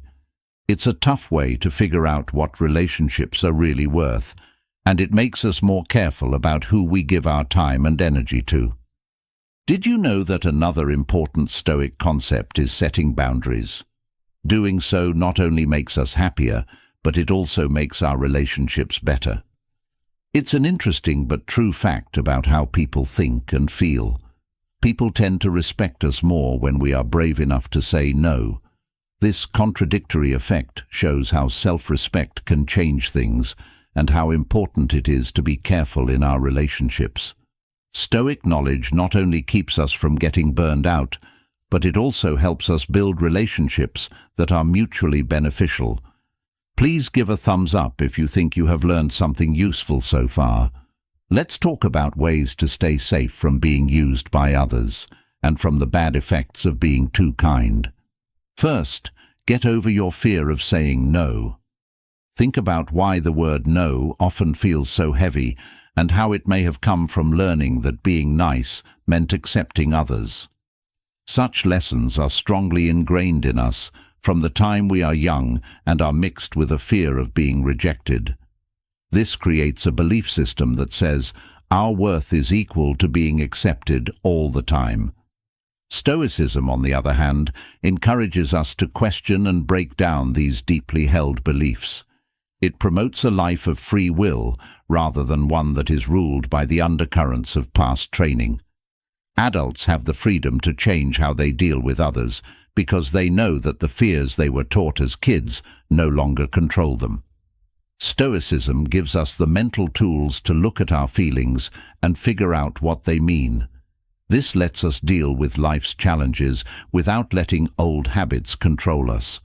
Saying no to requests that cross our limits, especially when they hurt our well-being or sense of what's fair, is not only a way to fight old fears, but also a powerful way to show self-respect and independence. But it's important to keep our increased confidence in check by developing our emotional intelligence and sensitivity. Stoicism doesn't just support self-interest or being alone. It also stresses how important it is to make a good difference in our community and in the lives of those around us. The theory tells us to find a halfway ground where we can help and support others without putting our own health at risk. These situations need emotional intelligence because it helps us know when and how to help in a way that is good for both us and the other person.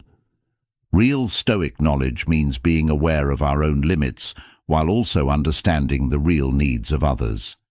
It makes sure that our acts of kindness are not only self-disciplined, but also compassionate and understanding. This helps build a society where people respect and help each other. The second thing you can do is pay attention to how you feel. Stoicism encourages reflection and mindfulness by encouraging us to examine our feelings and thoughts, which builds mental resilience. This old knowledge tells us to take care of our inner peace by paying attention to how we react and feel, especially when we do kind things. It teaches us that helping others should make us feel good, like how clouds make us feel lighter. On the other hand, feelings of weariness, anger, or abuse mean that you need to change your perspective. It's important to know when our efforts, which aren't required, start to make us less calm. Being honest about how this makes you feel is not lying to yourself. It's a brave act of self-care that keeps our kindness from becoming a source of stress and pain. The third tip is to put yourself first. In the most obscure areas, it's easy to become a master and forget about our own health. Making time for self-care is essential, just like the Stoic values of focus and self-esteem. Stoicism, after all, is good for the soul and teaches us how to be self-sufficient. Instead of neglecting yourself, take care of your physical, emotional, and mental health. Recognize your presence and make your needs more important. You have to give this method your full attention. Accept yourself completely, forgive yourself for mistakes you've made in the past, and see the coming year as a blank slate for a calm restart. Choose something that will only make you happy and use this time to show how much you love yourself. Hold on to your limits and don't feel bad about turning down others if their requests come into your refuge. Help them as much as you can while making it clear that your own recovery comes first. Finding the people is the fourth approach. Stoic traits like self-discipline and insight give us the power to tell the difference between relationships that make us feel good and ones that make us feel bad. Dealing with people who always want more, whether it's attention, time, or resources, makes us, the nurturers, tired.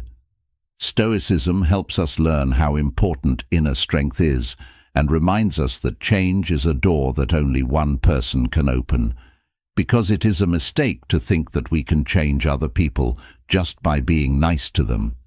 Change that lasts is a personal journey that starts with one's own drive, not with outside help. This way of thinking doesn't support being cold-hearted. Instead, it supports a healthy way of dealing with relationships. It's a dance of give and take. Being too generous can leave us empty, and being too cheap can make us feel alone. As Stoics, we are told to use our kindness and charity, but we are also told to use our judgment and cut ties when it's best for our health. It's about finding balance and making sure that our acts of kindness don't drain our energy. Remember that the best relationships are ones in which both people grow, not ones in which one person dies so the other can bloom. Stoicism tells us to find a balance and makes us think carefully about what we do and how it affects other people. It stresses how important it is to keep our charity in check, telling us not to spend all of our money on others at the expense of our main goal, which is to live a happy life. On the other hand, it tells us not to be too careful when we give, and instead urges us to be generous but smart about it. Seneca, a great thinker in Stoic philosophy, said it best. Kindness is a treasure, a benefit, should be kept like a buried treasure, to be unearthed only in case of necessity. His words remind us to be ready to be kind to others, recognizing the deep bond that exists between all people.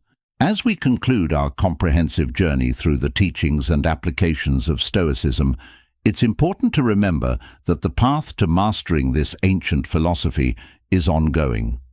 Throughout this guide, we've explored the foundational techniques of Stoicism, delving into how they can be applied to various aspects of life to build resilience, achieve personal growth, and ultimately craft the happiest dream life possible. Yet, the true essence of Stoicism lies in the continuous practice and integration of its principles into our daily lives. Embracing Stoicism is not a one-time task, but a lifelong commitment to growth, learning, and self-improvement. It's about making a conscious effort every day to apply the techniques we've discussed, whether it's practicing mindfulness, reflecting on your actions through journaling, or reminding yourself of the dichotomy of control.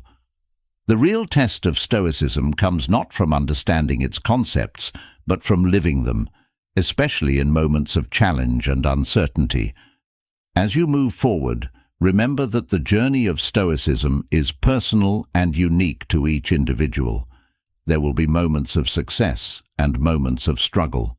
What's important is not the obstacles you face, but how you choose to respond to them.